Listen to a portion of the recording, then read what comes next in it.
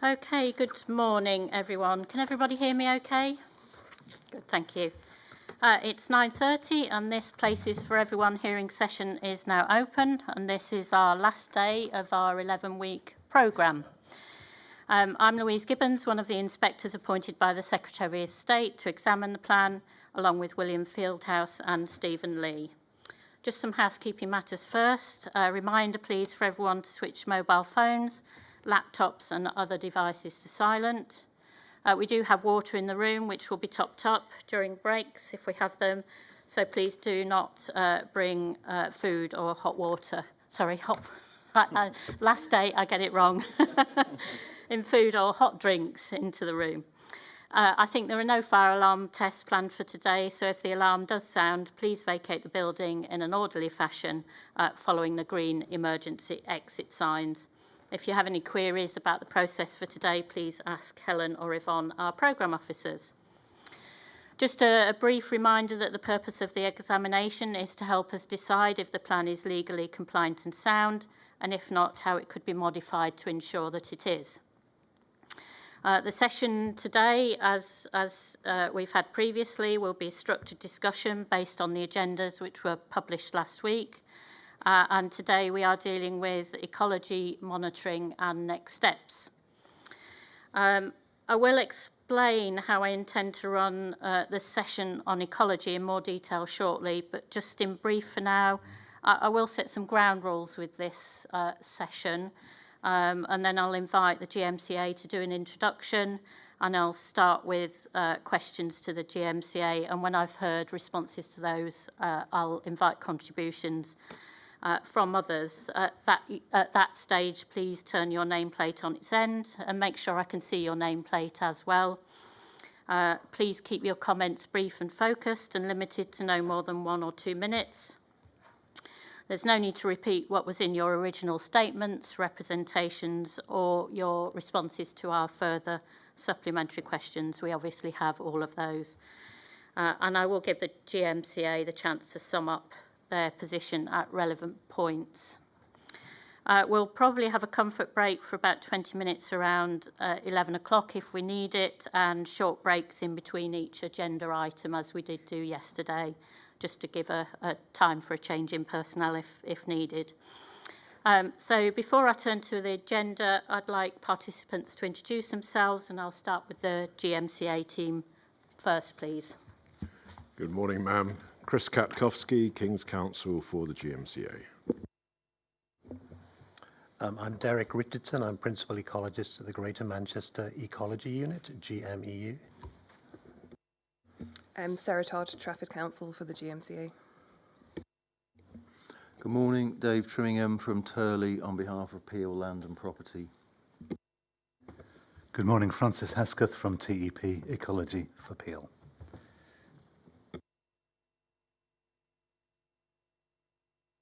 Sorry, Gordon Tilstone from Thornham St John's Neighbourhood Forum.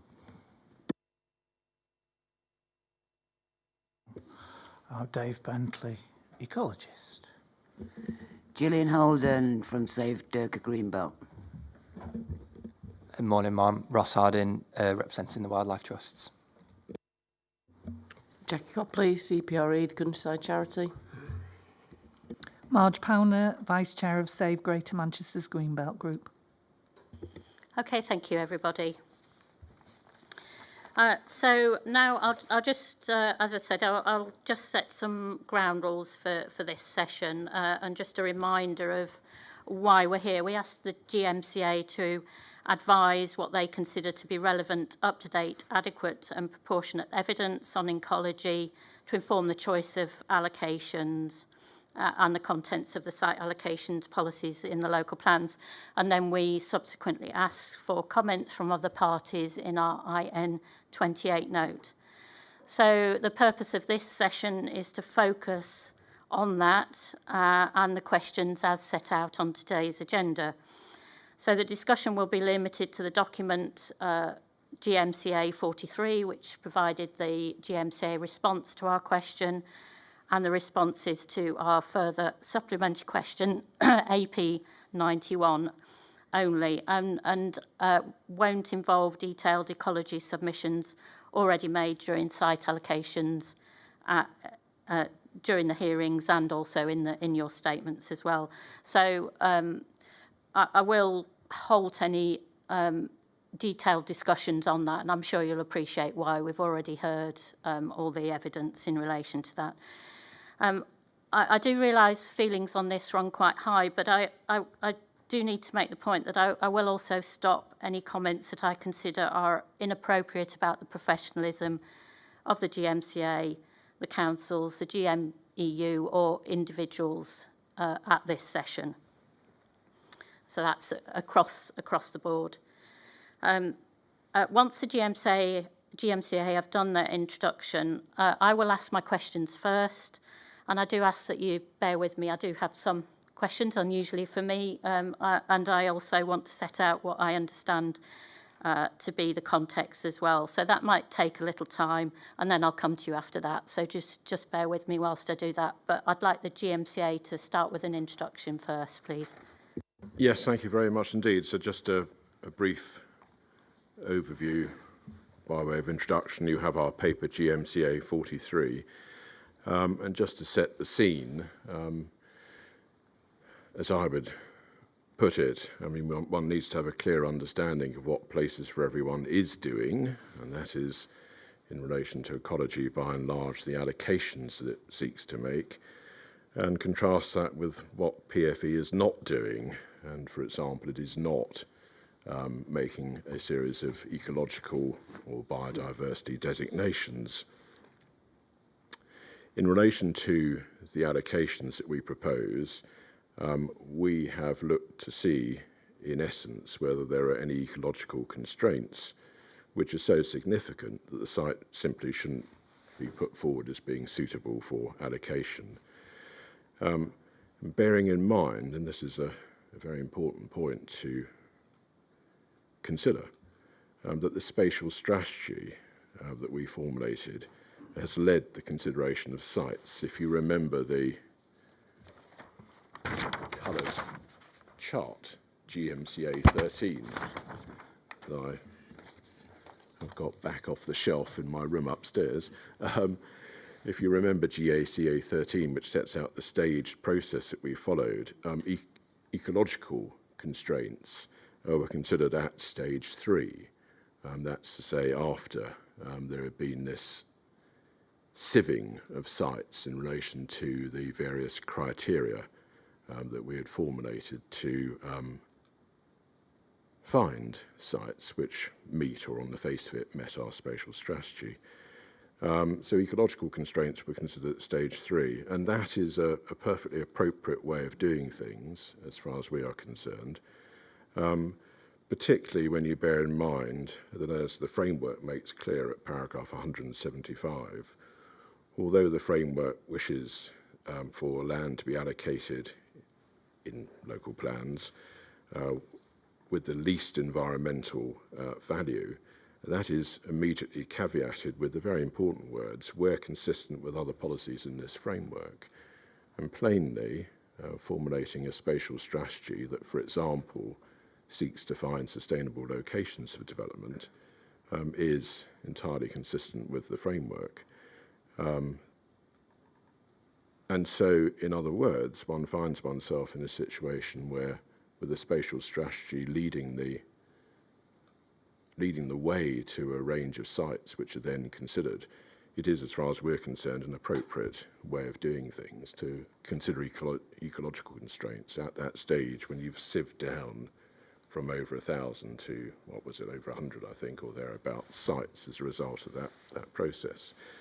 And once one understands those points, once one has the context correctly as to what Places for Everyone is doing on the one hand, what it isn't doing on the other hand, and once one understands that ecology is, albeit important, part of a much wider picture, once one understands all those points, as far as we're concerned, the evidence that we have referred to in our paper GMCA 43 is fit for purpose, to use the shorthand, for all the points that you've raised in your various questions about the matter.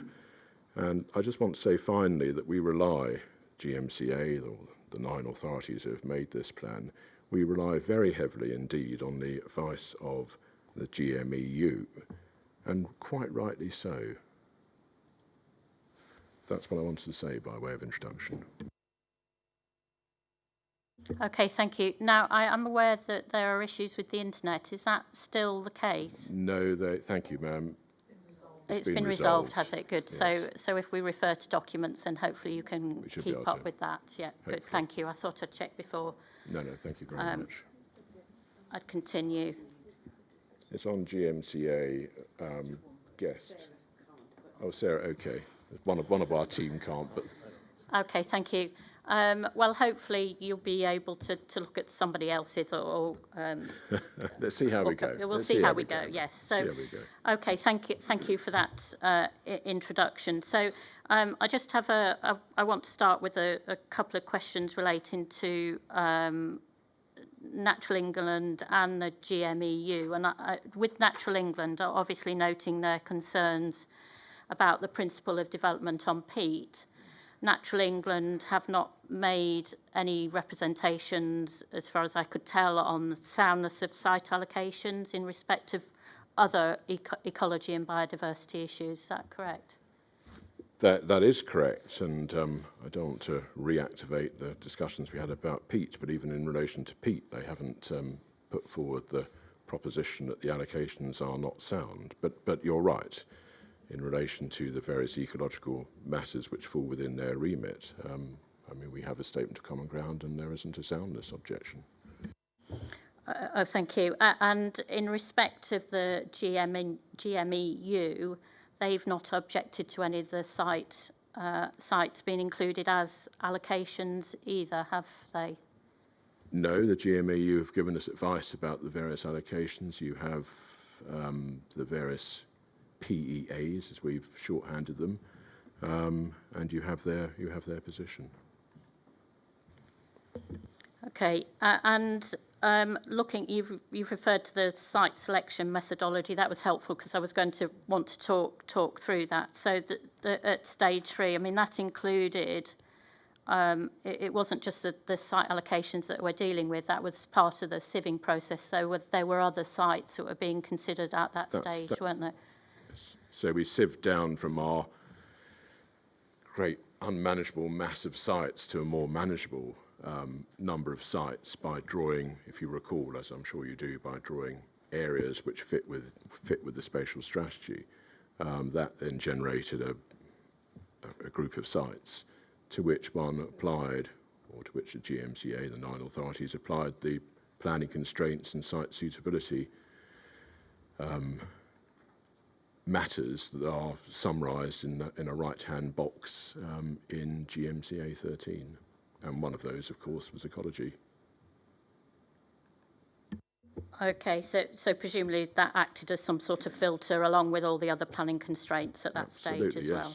Yes, and in our book, this is A, an entirely appropriate way of doing things, but B, perhaps more to the point, it is an appropriate place or stage at which to ask oneself, well, in terms of probability,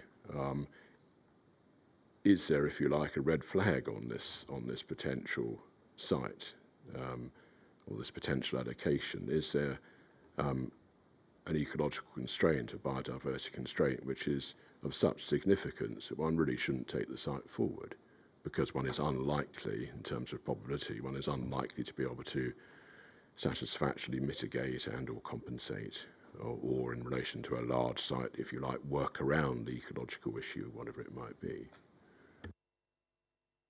Okay, thank you. And the site allocation topic papers for each site, they summarise the evidence and conclusion on various matters, and that includes a section on ecology and biodiversity. So for those site allocations, that sets out where constraints exist. They cover a wide range of considerations.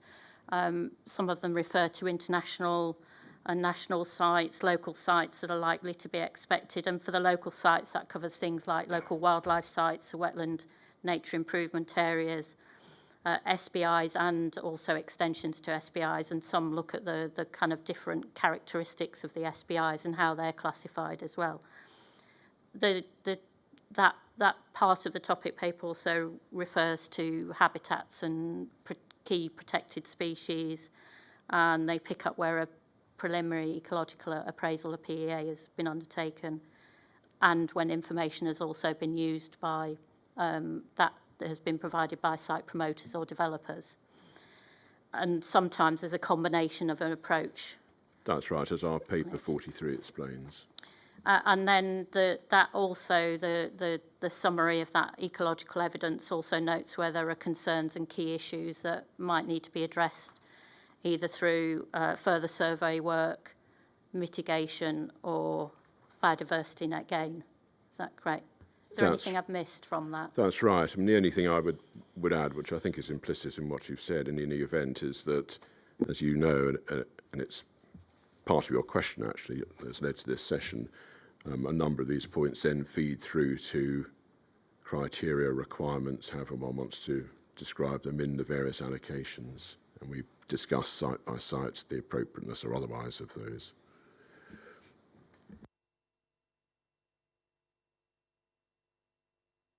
Thank you. And they're just looking now then at the legal and policy framework. I just want to cover that because a lot of comments were made in response to our further supplementary question on that. So just looking at the legal considerations, so reference was made to the Natural Environment Rural Communities Act and Circular 6/2005. So I just wondered whether you wanted to make any specific comments about those. I do note that GMCA 43 refers to the circular, but whether there was anything you wanted to say specifically in relation to those.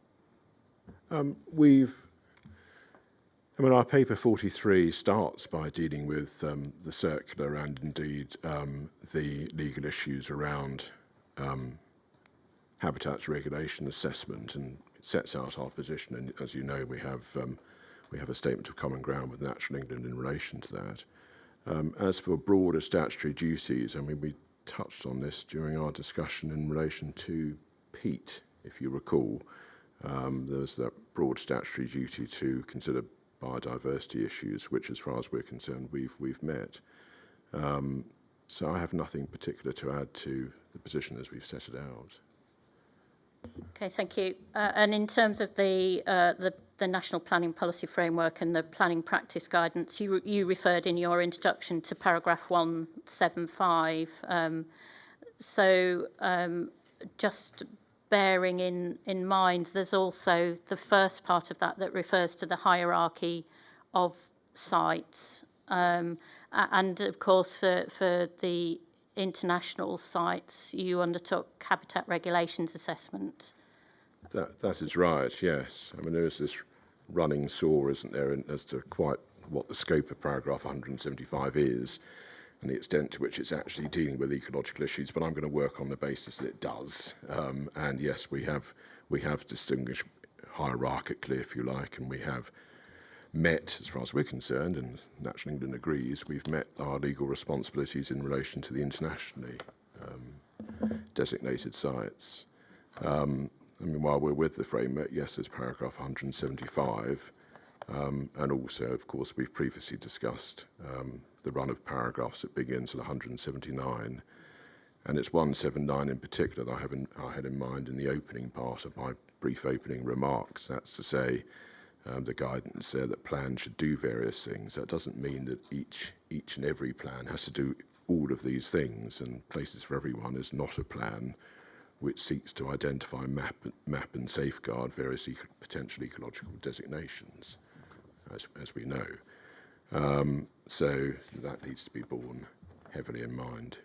Okay, thank you. And I think you made the point that that's the role for local plans as well, to keep that sort of information updated, and I'm assuming that's part of what the GMEU do as well in providing that data. Absolutely. As explained in our paper 43, I mean, GMEU are the holders of, as I understand it, sort of pretty continuously updated ecological and biodiversity records for Greater Manchester.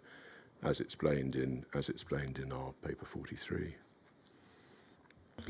Thank you. And a number of references were made to paragraph 140, which it relates to the green belt, so alterations to the green belt boundary being fully evidenced and justified. And I just wonder whether that, how that relates to the ecology evidence. I do note that a number of comments did raise that as being a relevant paragraph, so I just wanted to explore whether you would agree with that or not. You can tell by I'm afraid, as with my Polish blood in my veins, I find it very hard to control my facial expressions at times, but you'd have seen my look of bewilderment, because I don't actually see that the guidance or the policies in the framework concerning changing greenbelt boundaries have got anything to do with ecology and biodiversity. The appropriate way to look at these issues in terms of making a plan is, of course, that, and I think this underpins your questions to us for today's sessions, is, of course, to work on the basis of what the framework says concerning soundness in paragraph 35. Obviously, there's certainly by me the well-trodden policy about having an appropriate strategy, but of course that part of 35 refers to based on proportionate evidence. So query, is our evidence proportionate? As far as we're concerned, it is proportionate to the task in hand at the stage at which it was applied, are the important points to bear in mind. And of course, one needs to be, item D in the test, the fourth of the 4 tests of soundness, one needs to be consistent with national policy, and particularly singled out is accordance with the policies in this framework. And plainly that means the policies which are relevant to the issue in hand in the framework, and greenbelt policies are not relevant to the issue in hand concerning ecology and biodiversity. Okay, thank you. And coming on to the planning practice guidance, Yes. I think, again, there were several paragraphs that were referred to by the responses to our question. And indeed in our paper 43. And I think when I double-checked, I think someone's made the understandable mistake of reading the paragraph number reference immediately above the paragraph. So I think we're one out in some of our references. But I'm sorry to interrupt. I just wanted to make that point, that please don't be distracted too much by the numbers. You'll find, I think, that they're one out. That's fine. In that case, then I might just make it. There's only one that I wanted to query really, and it's in the section relating to plan making, which refers to planning policies being based on up-to-date information about the natural environment. Yes. I think that's 61. Bear with me for Section one. 61. It is section 61. 043. 043. Bear with me for one moment. Let me just. Sorry, it's the lawyer in me which comes out once a month, and it's just nice to actually see the words themselves. 43. Where's it gone? Bear with me, we're almost there. Oh. How very odd. 61043. Yeah, I'm just hoping I've got. No, it's right. I've just literally logged on to the government's MPPG, and it jumps from 61032 to a much higher number. So let's just have a look. What have we got there? Oh, it does, yes. How odd. How strange. Anyway, yes, we've. There is a part in the guidance that refers to the need to be based on up-to-date information about the natural environment. There is, yes, there is. I've got it here now, that's right, yes. So it's been suggested that what that all means is actually, I think the phrase was, you need to undertake careful surveys. Would you agree with that interpretation? Not with that way of putting it in relation to, I suppose it all depends what you mean by careful surveys. I think the implicit in the way in which the point is put is that by stating the proposition, you therefore seek to demonstrate that that's what has not been done in the case in hand. So one needs to understand the nature of the exercise here, which is in effect looking at potential allocations to see whether or not there are ecological stroke biodiversity showstoppers, to use a sort of crude sort of way of putting it, or significant issues which, you know, being sensible about it should stand in the way of the potential site moving forward to allocation. And one needs to look at the time and stage at which that work's done here at the stage 3 step in the process. And one needs to understand that plans then move forward and are submitted to the Secretary of State for examination. And you need to do whatever work is necessary to, whatever work is reasonable, proportionate, to assess whether or not there is likely to be, in terms of probability, a significant issue in relation to the site. That does not mean that one needs to carry out, for example, regularly updated surveys that one would expect, for example, with a planning application, because the two things are very different. So as far as we're concerned, we've done an appropriate amount of work for the task in hand.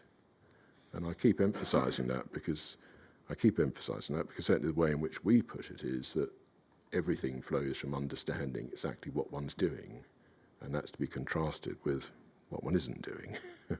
One isn't making a planning application, one isn't making ecological designations, one is looking at sites to see whether there's a major issue which should stand in the way of them moving forward.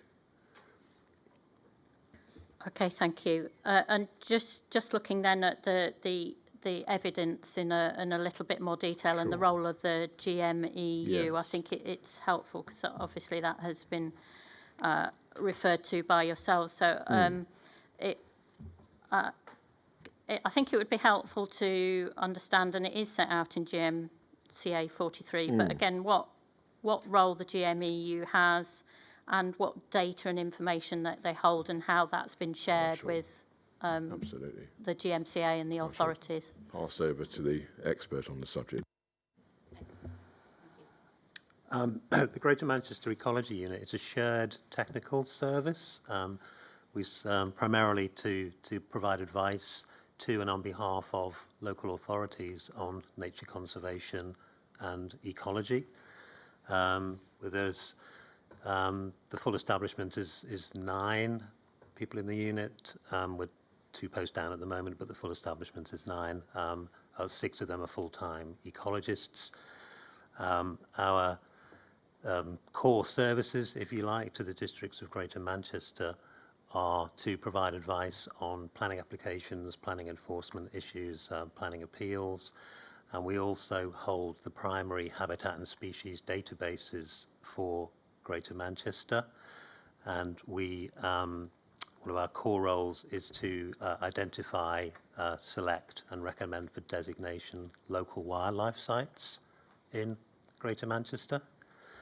So we advise on planning applications. We also advise on local plan preparation, preparation of strategic plans, preparation of strategic developments that the districts of Greater Manchester are undertaking.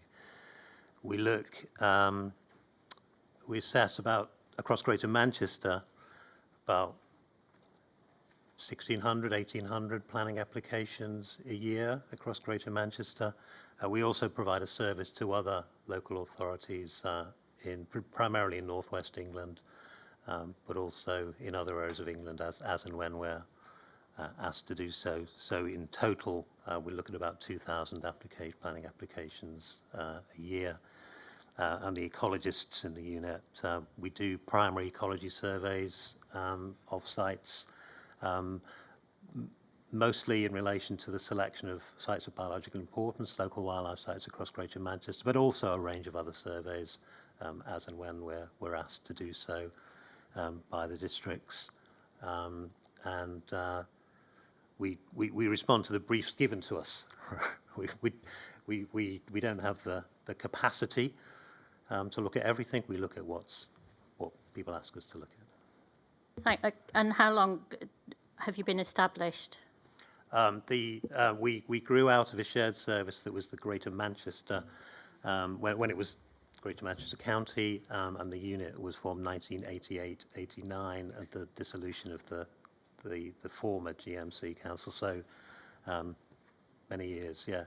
We've always operated to keep the habitat and species databases for Greater Manchester. We formally established a sort of a separate bit of the ecology unit, the Greater Manchester Local Records Centre, to administer the habitat and species databases when that became, it's a big job in itself. So there are other members of staff in the unit who administer the habitat and species databases.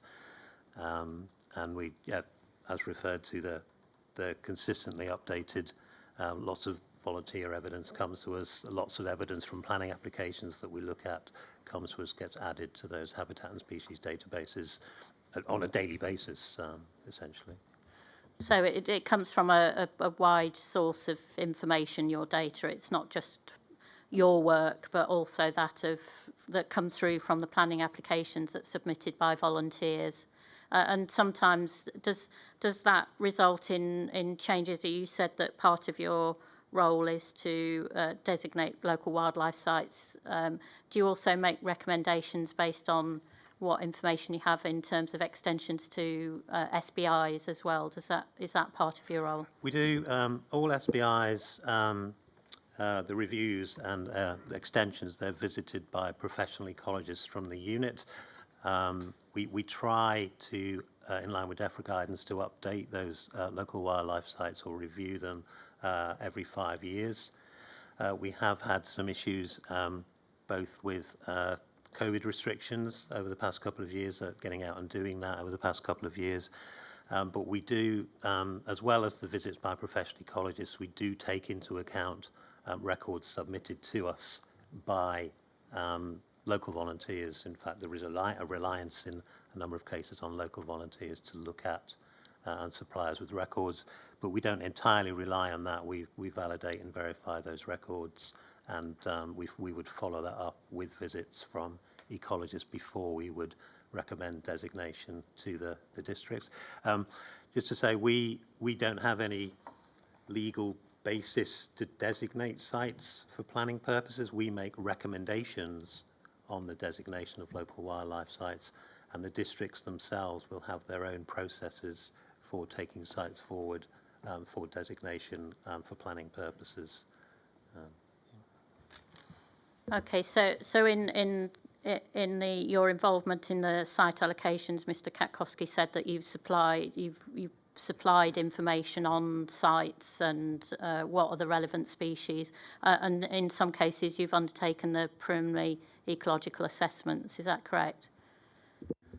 Yes, we our involvement with what was the Greater Manchester Spatial Framework became Places for Everyone.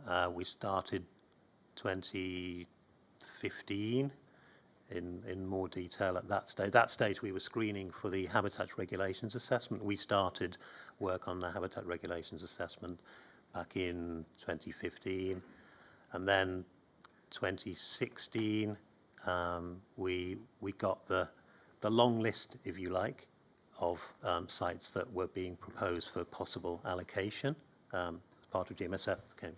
And we, at that stage, we screened those sites at that stage, and then our involvement from then on was variable depending on the site. So we did our own surveys, quite extensive surveys of some of the proposed allocations when we were asked to by the districts. We commented on and advised the consultants working on behalf of site promoters or site developers in terms of the scope of the survey work and commenting on what was done on that stage. But for those sites, a lot of detailed survey work was undertaken by private consultants. And then, yeah, we've encouraged, in fact, in some cases, volunteer records, and we've commented and advice on those records coming in. So our involvement, we've been involved at one level or another with all of the allocations, but the level of our involvement depends on what we were being asked to do by districts concerned. Okay, thank you. That was very helpful. Is there anything that the GMCA wanted to add on that? No, thank you. Okay, then I'll just move on to asking some questions around the preliminary ecological appraisals, just because they are a source of information that has been supplied in terms of the site allocations, and I think it's useful to understand exactly what the role of these are, what they are intended for, what's the source of the guidance, and just exploring some of the issues around that. Was there anything that the GMCA wanted to say by way of introduction?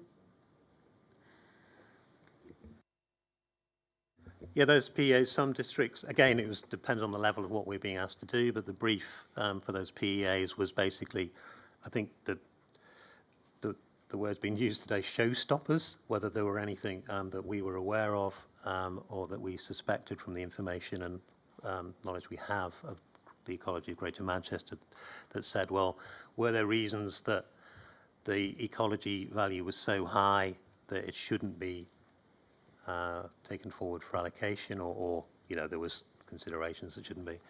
And the next stage of the brief was, okay, well, are there any things there that need particular mention in terms of policies that were being drawn up for those sites? So there's a general thematic policy about ecology and the need to have protect ecological information, but the brief was, are there any showstoppers, and is there anything that we should particularly refer to in the policies that accompanied those allocations? For preparing them, what was published was very much summary. They were basically the conclusions, not full reports. They are just high-level summaries to meet that brief, and it was the information was based on our habitat and species databases, what we know about the local wildlife sites within allocations, what we know about species distributions that may be within those allocations, what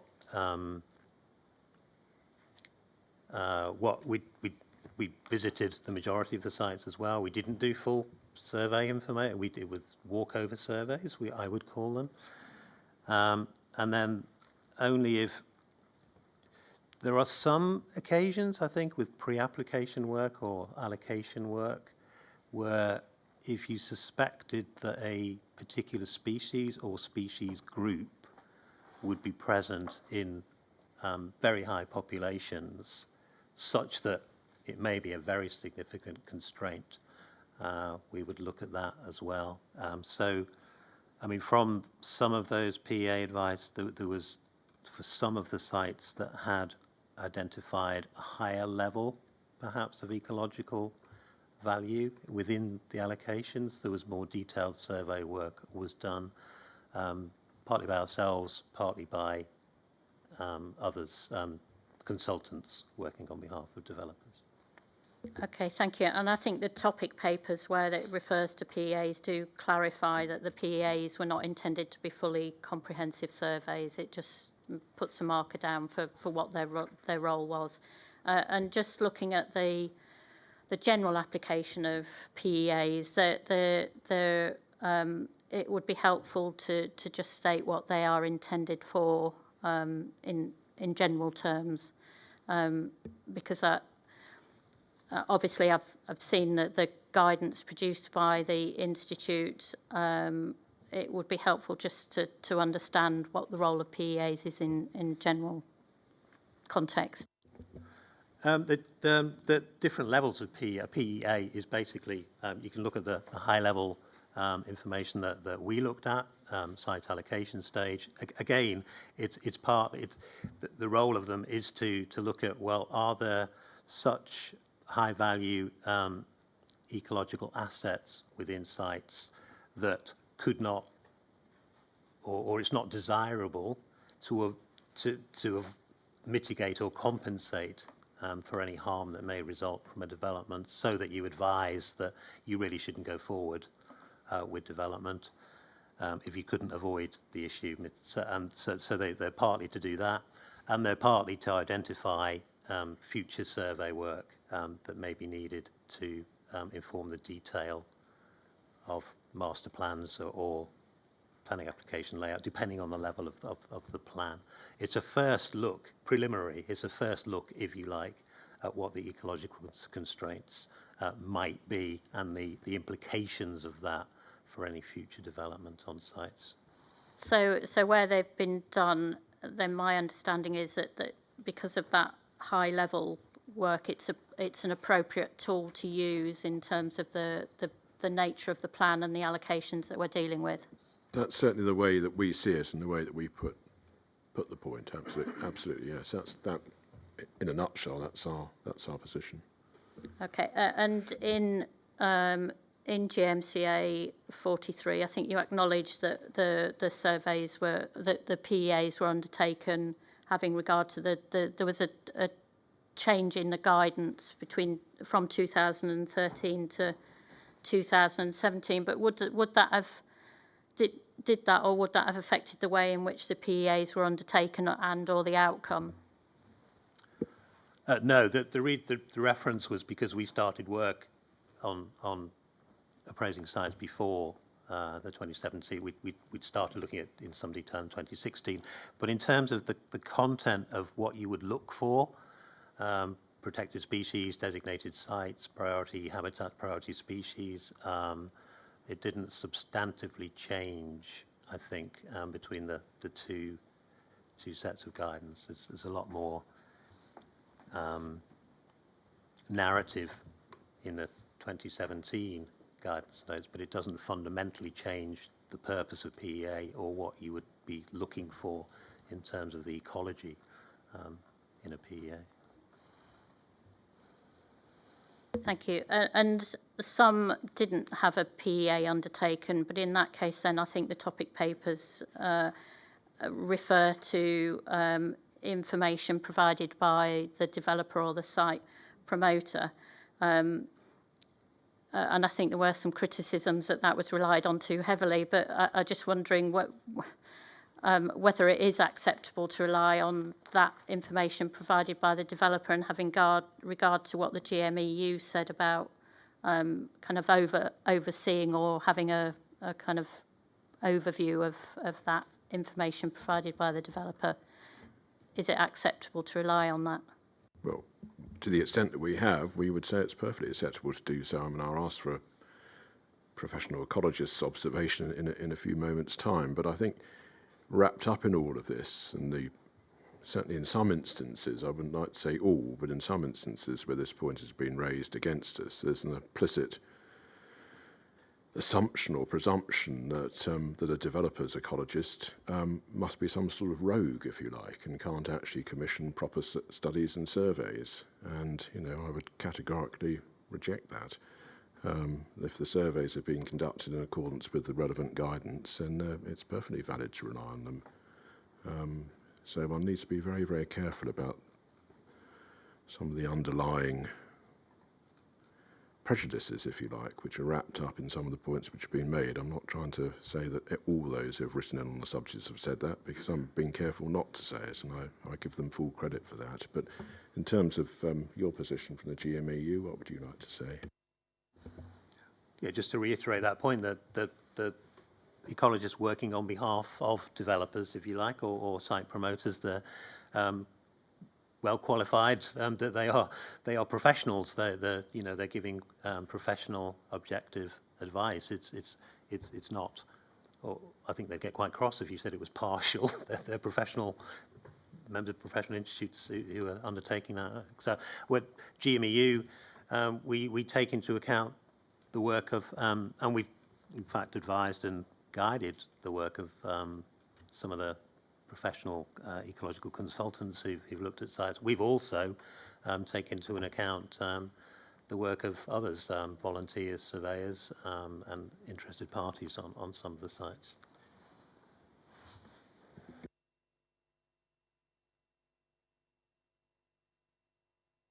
Okay, thank you. And then just finally, I think that there are 3 sites, I think I could tell, where there was the topic papers themselves didn't really cover biodiversity and ecology to any great degree, but I did see for 2 of them, which are JPA Seedfield and JPA 36, there are references elsewhere in the topic paper to ecology, for example, under green infrastructure and recreation, and when they were looking at compensatory improvements to the green belt. So those are covered in that respect. And I think there was only one site that there was where the reference to biodiversity actually refers to the policy, and that's JPA 3.1, which is a Medipark site. So I don't want to go into the detail. So it may be something that we come back to in an action point note, just to understand what the information is. I don't want to debate about the site at all, or the sites I've just mentioned. No, thank you very much indeed. It's obvious from the way you've put the question that you've been through and checked all these sources that we put forward, or points that we've made. And certainly, yes, if in due course there's an action point, then that's fine, of course. I have no further questions or points to make. Is there anything that the GMCA did you want to say to sum up? No, thank you very much indeed, ma'am. You've given us a very fair opportunity to make our points, and we've made them. Anything from my colleagues? No. Okay, then I'll open it up to the floor and see who gets there first. Mr. Bentley. Yes, please go ahead. Chris and Derek. Just call it. Just say GMCA. I think Okay. is probably easier. I've got 5 points. I'll make them quickly. I have given the inspectors a breakdown of all the ecological information in the topic papers and submissions. The data used ranges from nothing to a fair amount, in the latter driven by local people. The Ecology Unit has stated they only looked at the long list of allocations, not on the initial call for sites list. That's important. The GMU said, are there any showstoppers? That relates to at that time. Places for Everyone and the spatial framework have generated ecological showstoppers. The statement of understanding with Natural England has nothing to do with allocations. Natural England won't get involved. I've written to them. They say it's not their remit. They write back referring to local planning authorities and the law. And I too reject the partiality claim of some members of the public against ecological consultants. Competence is the key. Thank you. Thank you. You referred there to the GMCA not or the GMEU not getting involved at the call for sites. Why do you refer to that stage? I'm assuming you consider that. It's part of the sieving that we've been discussing. All sorts of sites come available, and they should all be considered for potential housing or economic allocations, not just the long list of allocations. Okay, thank you. Wildlife Trust. Thank you, Ma'am. So the adequacy and proportionality of ecology evidence required in plan making, it's likely to vary on a case-by-case basis. So, as such, the establishment of an adequate and proportionate level of evidence should really be informed through professional judgment and scrutiny in each case.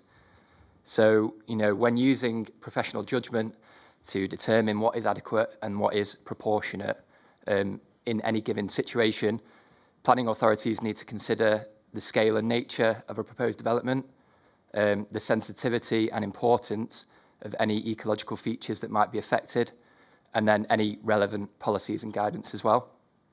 As a result of that kind of determination, we'd expect to see a more detailed level of ecological evidence.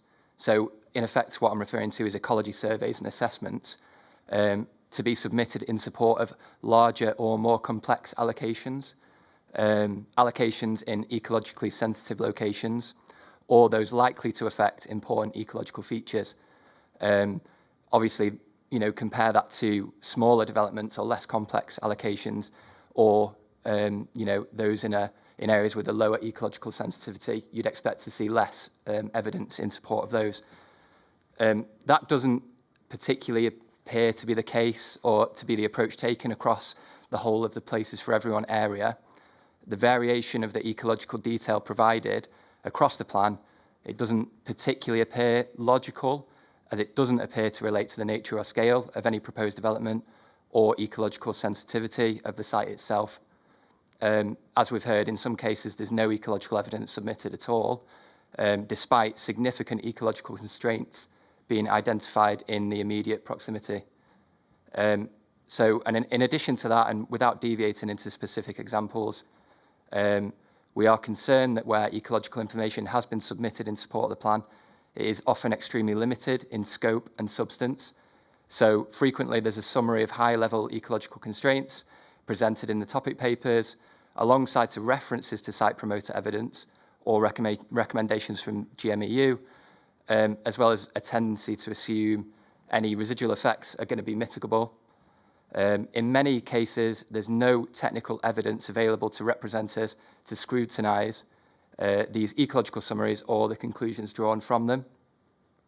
So this is, while this might be a proportionate, adequate approach to take on some sites or on some issues, it's not for all of them. So given, you've heard issues raised in relation to protected and priority habitats and species on some allocation sites several times throughout the hearing sessions, it is reasonable to conclude that in some cases, the approach taken in Places for Everyone does fall short, and therefore in some instances, the ecology evidence submitted isn't adequate or proportionate.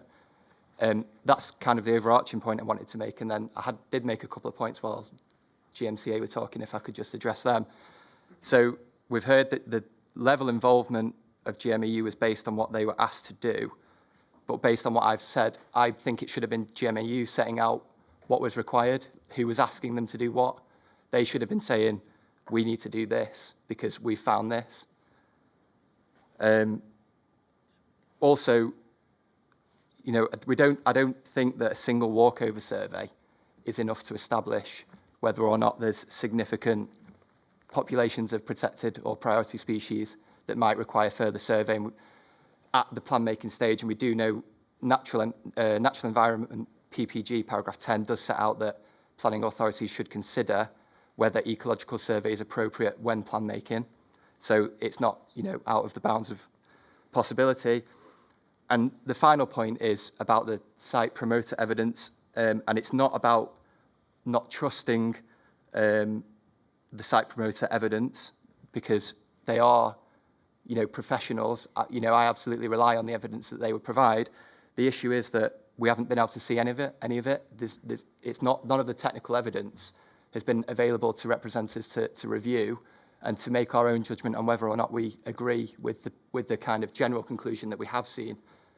And again, that goes back to really my overarching point of the variation in the level of evidence and the inability of us to scrutinise it. Thank you. Thank you. So you said you thought that the GMEU should have taken a more proactive approach. What is that based on? Well, who is that their role to do that? Well, whose role is it to tell GMEU what they should be doing? I think is really the question. They're the experts, I suppose, aren't they? When it comes to establishing what an appropriate level of ecology evidence is. So if they're saying they only got involved in things that were, they were asked to do, who's asking them, and what are they asking? What level are they asking them to do it to? Okay. Well, I'll let the GMCA or the GMEU respond to that. And you said about the proportionality of the evidence, and you think that should vary on a case-by-case basis, based on the scale, nature of a development. On what basis do you say that? Is there what guidance or policy, national policy provides a framework to do that? Well, that's professional judgment, isn't it? And that's the elements that you would consider when using professional judgment in terms of ecology. So, you know, what is the proposal? What is the scheme proposed? The nature and the scale of it? What is, you know, the sensitivity of the site for that development as well? So that is just the process of professional judgment, I would say. I wouldn't say that that's based in, you know, any guidance, but we do know that in terms of adequacy and proportionality, that professional judgment is expected to be used when determining that level of evidence, and that would be how I would, you know, see a logical approach being taken to using professional judgment. So you're saying that hasn't been done then, that professional judgment hasn't been used? In some cases, because what I'm saying is it does vary, and the approach they've taken is likely to be proportionate and adequate in some cases, but given the issues that you've heard in individual allocation sessions, then clearly that approach in some cases is not appropriate. Okay, and just coming back to some of the summaries in the topic paper do refer to the scale of development and note where there are SBIs on the site and that those won't be developed on it. It seems to me that was a consideration that was taken into account when assessing ecology on the site. I mean, bearing in mind that these sites aren't just about ecology, they're about a wide. I want to bear that in mind, that we're not just looking at ecology when we're looking at the site allocations as a wide range of issues that we've covered through, you know, our site allocation sessions as well. So I just want to bear that in mind as well. Did GMCA, did you want to respond to that? I can't see any other signs up. Oh, sorry. Sorry, so sure. Are you representing Save Greater Manchester? Sorry, please go ahead then.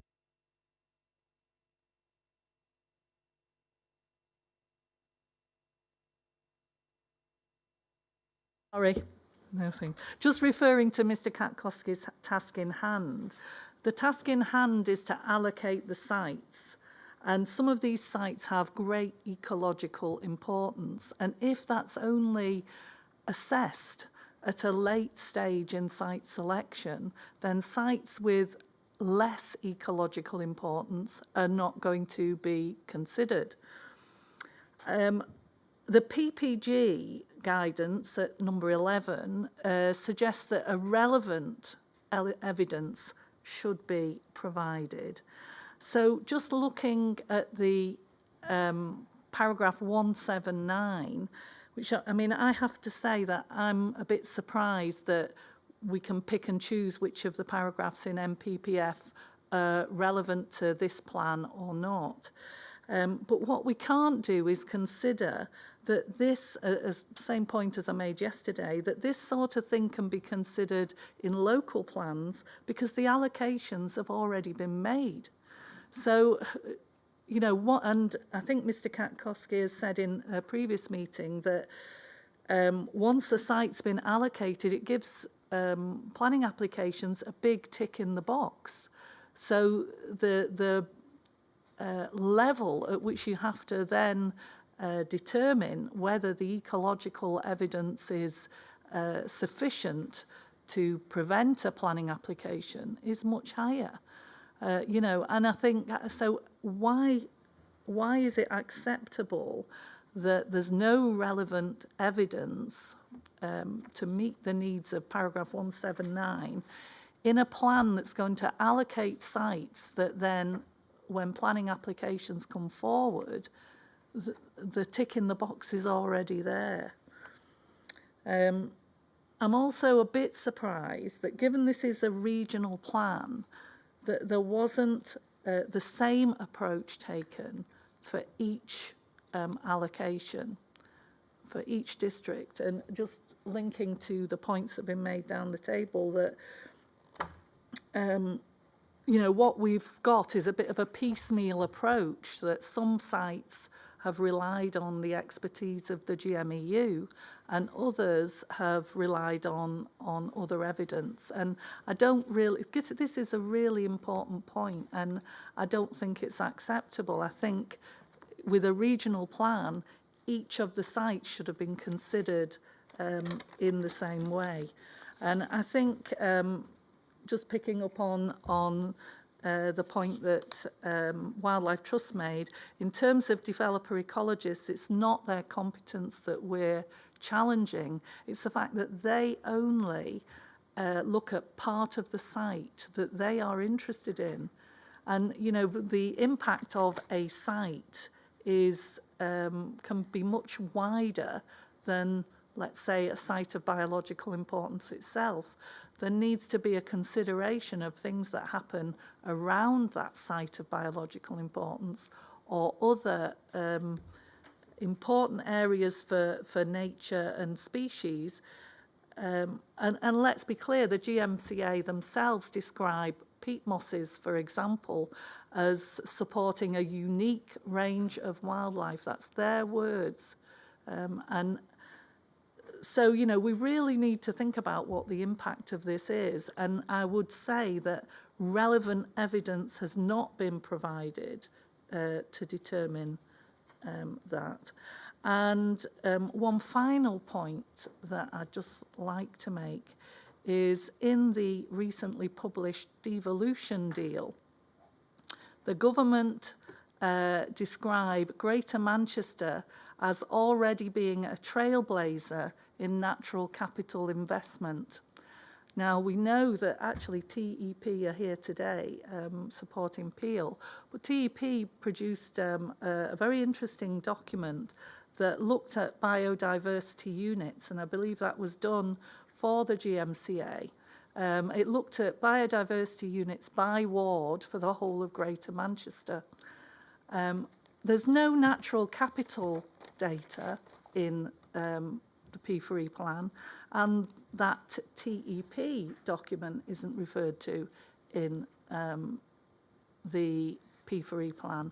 So I think there could be other evidence has clearly been gathered and hasn't been made available for the public to scrutinise as part of this plan.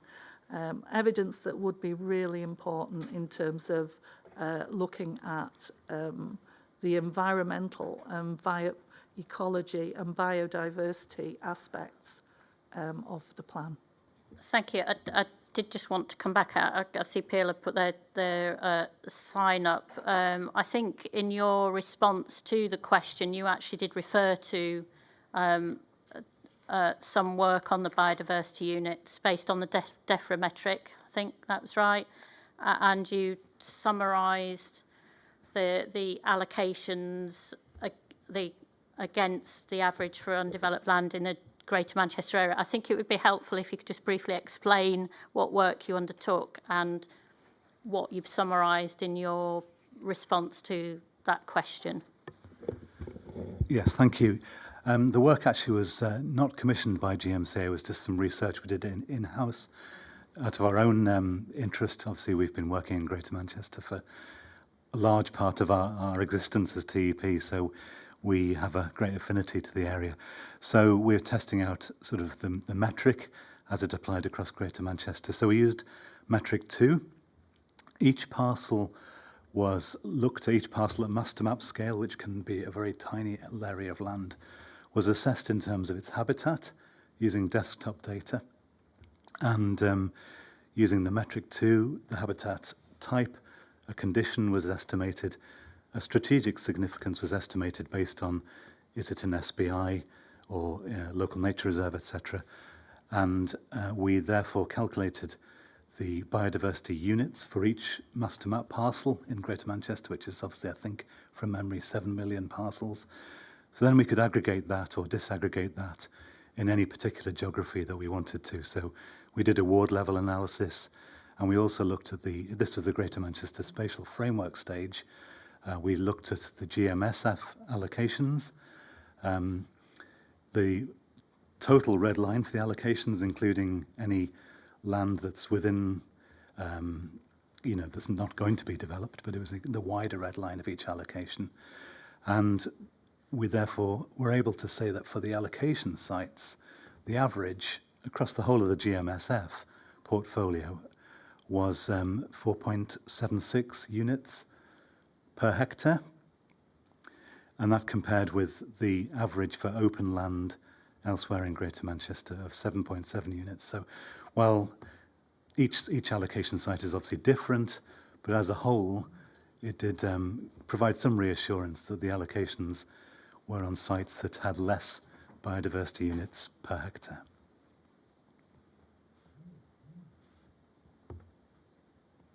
Thank you. Is there anything else you wanted to add as well in relation to the points that have been made? Or no, I think the main thing was you asked about natural capital. That particular study was just about the biodiversity units per hectare. If I may, it's the GMCA who have been given the acknowledgement of being a trailblazer on natural capital. And so I do believe that evidence should have been submitted. Yeah. Okay, thank you. Mr Bentley, your nameplate's up. Did you want to add something? Yes, please. I think TEP's work that Francis has just described related to when he did it. Of course, we've been adding priority habitats to the Alton Reservoir allocation that will raise the level. Just to reiterate a point I made, the CIEM PEA guidelines have no mechanism for recommending withdrawal of a site, but the CIEM guidelines for ecological impact assessment does have such a mechanism. CIEM tell me they are reviewing their guidelines, but that doesn't really help us. Thank you. Okay, thank you. GMCA, did you want to respond to any of the points that were made? Yes, thank you. I'll try and group one or two of them. So there was a point made by Mr Bentley first time round, so to speak, and similarly made by Save Greater Manchester's Greenbelt concerning the stage at which potential ecological constraints were looked at, as I explained earlier on by referring to our coloured chart GMCA 13. And well, Mr Bentley said it in terms that the long list, if you like, all the sites that were put forward at the call for site stage should have been looked at in relation to ecological matters. And the point made by Save Greater Manchester's Greenbelt was that by looking at ecological issues at stage 3, one might very well have, if you like, missed sites with lesser ecological constraints, or presumably no ecological constraints, from the long list, if you like, because one has screened out the vast majority of them by the time you get to stage 3. So can I just tackle that point head on? I mean, it's a point which I made in my introductory remarks earlier on, and it's obviously a point of difference between this side of the room and some on the other side of the room. And I just want to be crystal clear about this. I mean, I do not accept the propositions that have been put forward. I'm perfectly happy to work on the basis of assuming that in the great long list of sites that were put forward at call for site stage, the over 1,000 sites, let's just work on the assumption that there would have been any number of those sites with either lesser ecological constraints than some of the allocations that we've made, or no ecological constraints. Let's just take that point head on. The whole point of the process that we've put forward and relied upon as an appropriate way of doing this work is to screen sites down to those which potentially meet our spatial strategy. There is no point in making a plan which has a spatial strategy to come up with a bunch of sites which do not meet the spatial strategy, but which one can say, well, there you are, they haven't got many or any ecological constraints. I mean, that's all very interesting, but misses the point that ecology is. I'm not saying it's unimportant. Let's assume it is important. It's important as it is a piece in a much bigger jigsaw puzzle. And one has to be led by an understanding for the spatial strategy that one is seeking to achieve in one's plan in the first place. That is the key that unlocks everything. So I think that's, to be honest, a sort of fork in the road between us and some of those who have spoken against us, because it is, if you like, elevating, and I don't criticise those who wish to do this, of course, but it's elevating the importance of ecology over and above the spatial strategy. And, I simply don't accept that. So we've done the right thing at the right time, is the way in which I would put it. We've certainly done an appropriate thing at an appropriate time, which is probably more to the point in terms of the framework. As for the Wildlife Trust's points concerning professional judgment, I think really that is the root of the disagreement or the different positions that we adopt on the one hand and Trust on the other, because the Trust's position is that as a matter of professional judgment, there are some instances where, as far as they're concerned, insufficiently detailed assessment work is being carried out to look at ecological issues in relation to some of the allocations. I think it was either said explicitly or was implicit in what they've said that they would accept in some instances sufficient ecological work has been done, but in some, as a matter of professional judgment, they think not. Well, we hold a different view as a matter of professional judgment, and that's just where we are in relation to it. Wildlife Trusts say we haven't done sufficient for there to be an adequate and proportionate amount of work, and we counter that by saying, as far as we're concerned, we have done what's adequate and proportionate to the stage at which the work was done and bearing in mind the task in hand. I did want to just ask the GMEU, though, to comment about two particular points that were made by the Wildlife Trust. The first of those is in relation to the extent to which GMAU should have, if you like, led this debate, so to speak, as opposed to having been asked by the plan-making authorities to advise them. And I just want to set the scene by saying, as I understand it, the plan makers here looked to the GMEU for advice in relation to ecological issues on a number of the sites that arose for consideration. And as far as I'm concerned, that's a perfectly appropriate way of going about things. But did you just want to add anything about this idea that, in effect, you and your team should have led this? Well, yeah,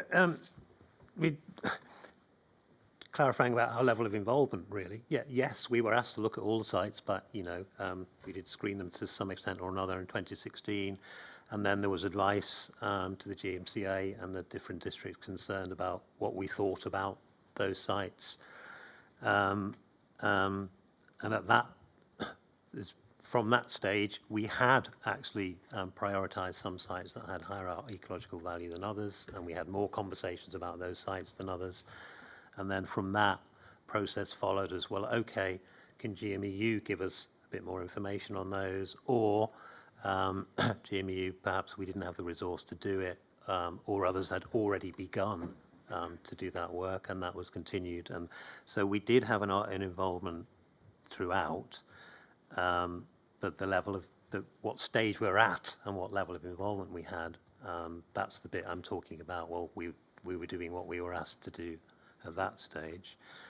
Just to comment, can I just yes, comment on, there was a comment about inconsistency of some sites more important than others. Well, actually, we did look at some sites more important than others. For those sites, there has been quite a lot more survey work undertaken, partly by us, but predominantly by consultants who are talking about some of the sites that had a higher level of SBIs on them. And then there was, and we did, in fact, we've been speaking to the ecologists, professional ecologists working on those sites. We have pointed them in the right direction and commented on the scope of their survey work. Thinking of TP in the room, but others as well. And then there was a comment that our work, single walkover surveys were... That was the next point I was going to ask you to comment on. So. Insufficient. Well, actually, the initial screening was, yes, single walkover surveys, but you're talking about the sites that had SBIs on them. We'd known them for many years. We'd visited them again and again, those sites. And we actually knew already quite a lot of these sites from... that they didn't come out of nowhere, that they're part of some of them already had applications on them or nearby them, so that we knew them quite well from that point of view. And the ones that, the sites we've we talked about prioritising, it wasn't just single work walker. We've had multiple visits to those sites that we'd regard as more important. There were just a couple of caveats on that. Sorry. We couldn't get on the Castleton Siding site because it was all fenced off, so we haven't been on that. We haven't walked over that before. We have walked it, but not for some years. And quite a lot of our survey work is based on public access in terms of public footpaths, highways. So that it's not a massive constraint on the vast majority of sites. Sorry. Okay, thank you. And just on that, I mean, I noticed the guidance for the PEA said that desk-based work and walkovers, where possible, are acceptable. It doesn't say that full surveys should be undertaken. Obviously, from what I understand of the role of a preliminary ecological assessment is to provide that high-level overview for then any subsequent work that needs to be undertaken, or what, you know, where further survey work is needed. Is that correct? That's right, and also the desktop information. Yes, our survey information that's kept on our habitat and species database, the desktop information, if you like, is not perfect. It's not, but it is excellent, particularly compared, actually, I mean, to sing the praise of our local records centre people. We're unusual. GMEU, we survey local wildlife sites with professional ecologists, so that work is not that common a model in England. So that the walkover service and the desktop data is good quality. Well, just one or two other points, not many more now. I just wanted to turn. Thank you for that. I just wanted to turn next to a couple of points made by Save Greater Manchester Greenbelt. And first of all, in relation to paragraph 179 of the framework and the surprise that one can pick and choose, or presumably implicit in that one perhaps shouldn't pick and choose in amongst the paragraphs in the framework. So can I just explain my point? I mean, I would hope it was clear, but I'll just have another bash at it. So paragraph 179 of the framework indicates to protect and enhance biodiversity and geodiversity, plans should do two things. And one is A, identify, map and safeguard various components of local wildlife, rich habitats and wider ecological networks, etc., etc., etc. And it refers to the hierarchy of designated sites of importance for biodiversity. And B is to promote the conservation, restoration and enhancement of priority habitats, ecological networks, and so on and so forth. And the point I'm simply seeking to make is that as long as within one's overall development plan portfolio, for want of a better word, so all the documents which go to make up the development plan, in due course, as plans are made, one has done these various things, and one's met paragraph 179. Paragraph 179, like many other paragraphs in the framework which talk about what local plans should do, does not mean that each and every plan, particularly where a particular plan has a particular focus, needs to address everything that's set out in the framework as a role for development plans. And it's perhaps a pretty important point, really, and may explain some of the different points of view around the room, if you like, on these issues. And so this is not a plan here, this joint plan which deals with a number of strategic issues. This is not a plan here which is set out to do the things which are referred to in 179. That's not to say that they won't be done by future local plans, or aren't already done to an extent by existing local plans. So I just wanted to make that point. And then the other point I want to respond to was the point that was feeding off something which I've said perhaps on more than one occasion, that, you know, with an allocation made, that gives, I think it was put across the table or across the room by, that gives planning applications a big tick in the box. Sort of sounds like the sort of thing I might have said. I suspect I might have said a big leg up. That sounds more like me, to be honest. And absolutely, you know, that's the whole point of an allocation, is to, when a planning application comes in, as long as it respects the allocation, to to, give a major positive, if you like, in relation to that planning application. That's the plan-led part of our system. That's the plan-led part of our system working, if you like. What I would say, though, of course, is please don't forget that on a number of these allocations, and you'll tell us in due course whether we've got this, whether we need to adjust this in order to be sound, but we have referred specifically to ecological issues in a number of the allocations. So it's not as if the allocations are bereft of flagging up the significance of ecological issues as those allocations come forward. So I just wanted to make that point. And then finally, again, it was towards the end of the points made by Safeguarding of Manchester's Greenbelt. There's reference to the TEP document, and that's been explained by someone who could explain it far better than I ever could. But also there was a reference to there being potentially other evidence which is available, which the GMEU has, if you like, which hasn't been made available to you. Well, obviously, if you like, we've sort of stopped the clock in terms of the evidence that we've submitted. And yet you've heard that GMEU are continuously updating their ecological database, and that's just the nature of the work that they do, the nature of the role that they have. And what we haven't done, if you like, is to say on a weekly or a monthly basis, well, here's the latest of further bits of information that we have. And, I'd like to think that you wouldn't criticise us in due course for that. But in due course, if in an action point you're at all interested in any further ecological information that we have, doubtless you'll put that in an action point to us.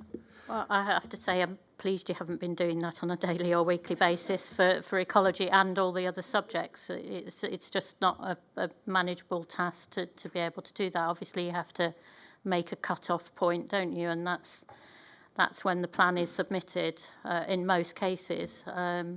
And just coming on back to paragraph 179, I mean, you said that in terms of mapping and safeguarding components of habitats and ecological networks, of course, the plan does refer to some specific areas, such as I'm just looking at the JPG policies, river valleys and waterways, green infrastructure. So. And, of course, there's the policy and biodiversity, so none of this is in isolation, is it? That's absolutely right. I mean, my point is we haven't set out in PFE to do every single thing that 179 says plans, by which I submit that means plans collectively, not each and every individual plan, should do. Thank you. Gillian Holden, I did see your sign go up. If it's reiterating a point that's been made, you don't need to do that. If it's a new point, I'll take this last point and allow GMC. It's just reiterating. Okay, there's no need to do that. That's fine. A point has probably been well made already. Thank you. So I have no further questions or comments in relation to the ecology session. Thank you all for your contributions to this. It's quite unusual having a session like this at the end of an examination, but it's been useful. Thank you. So we'll take a 20-minute break and return at 11:10 now. Okay, thank you. Oh, 15:15, sorry. 15:15. Okay, quarter past, yes, for those 2 minutes.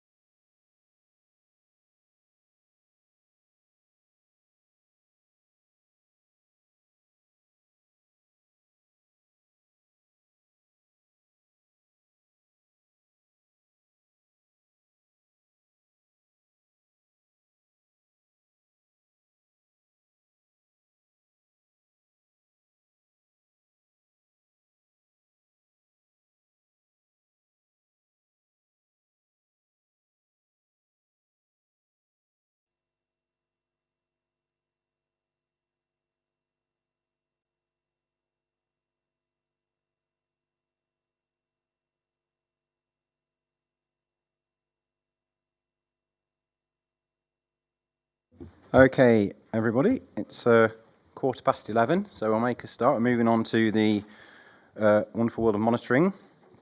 I think if we're very quick and knuckle down, we can get this done by 5 o'clock. So just... The trouble is you're probably being serious as well. So yeah, I'm expecting everyone to get their heads down. Right, so there's a way of introduction. Obviously, in the early sessions before Christmas, monitoring kept coming up in part of general discussions, and I think we all agreed that it was probably sensible to have a session where we could, rather than deal with it in a piecemeal manner, we could deal with it as we are today in one session. And I think it was also the case that the GMC themselves, having reflected on the monitoring framework that was in the plan, it was accepted they wished to have a look again at the framework and put something to us to see how, whether it may need revising, and we therefore issued an action point asking for GMC views on this to help us decide, effectively to help us decide whether any main modifications are necessary. And I think that came in under GMCA 70, is that right? No, 8, yes. Am I right there? Anyway, that doesn't matter. I've got it in front of me. But it was in response to IN 21, anyway. Yeah, that's right. So anyway, we obviously have the submitted monitoring framework. We have a revised monitoring framework. We set 3 questions, I think, set 3 questions out on the agenda. The first of which was about general soundness issues, about is the monitoring framework in the plan sound, and then the second and third questions, which I think we'll take together, which were whether the modifications suggested in by GMCA are necessary, and whether any additional or different main modifications would be necessary to ensure it's effective. I think, and we'll take those. I'll when we start looking at the modifications on the rest, so we'll go through the framework, if you like, the table, and pick out. I'm not going to go through each indicator in turn, but I've got some general questions about each section, if you like, so I'll probably open it up at each section, and we'll deal with it like that. But in terms of just general points first, perhaps get some GMC views of GMCA views and then the views of the room is, obviously this isn't a policy, this isn't reason justification per se, it's something a little bit different. So if we're deciding and determining whether or not in the first instance main modifications are necessary at all, or indeed whether the framework's necessary, what this framework does and so on, I think we obviously need to establish a sort of baseline of what it's meant to achieve. And so I think that's probably where I invite the GMCA to have a view on what is the minimum, if you like, that the plan needs to do in terms of monitoring, so that we've got something we can then assess whether it does it or not. And that first question, does it need to do anything, in fact? Is one question. That's a question I wasn't expecting. Yeah. Does it need to? That's a very good question. Well, there's certainly an expectation that plans should set out a way in which their success or otherwise, their effectiveness or otherwise, can be measured, if you like, and monitored over the years that ensue. But I think, to be frank, I'd sort of attack this from a bit of a different angle, if I can just sort of set the scene very, very briefly indeed. I mean, we had our monitoring, it's not really a schedule, it's part of the plan itself, isn't it?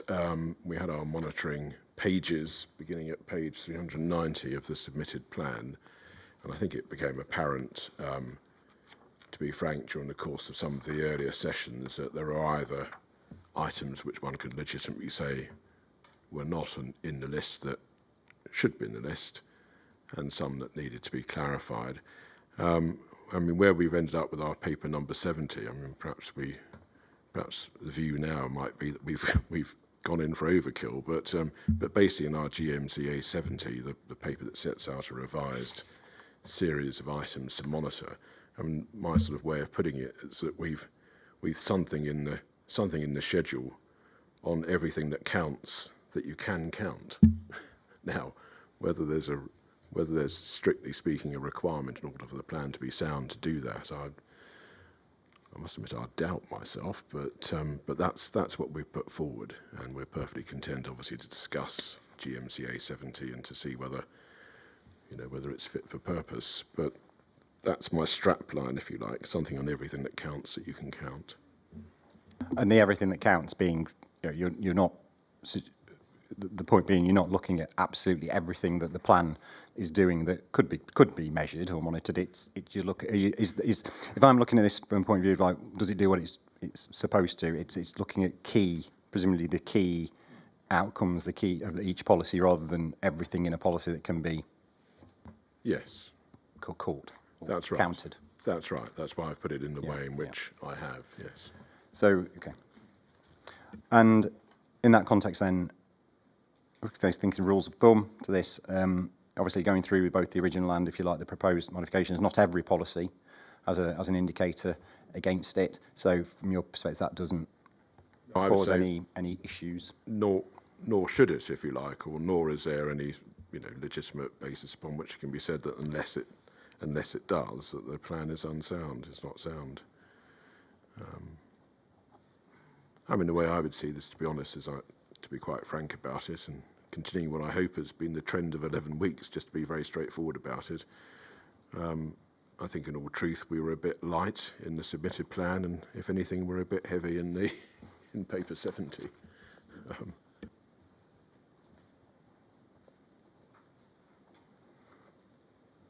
Okay.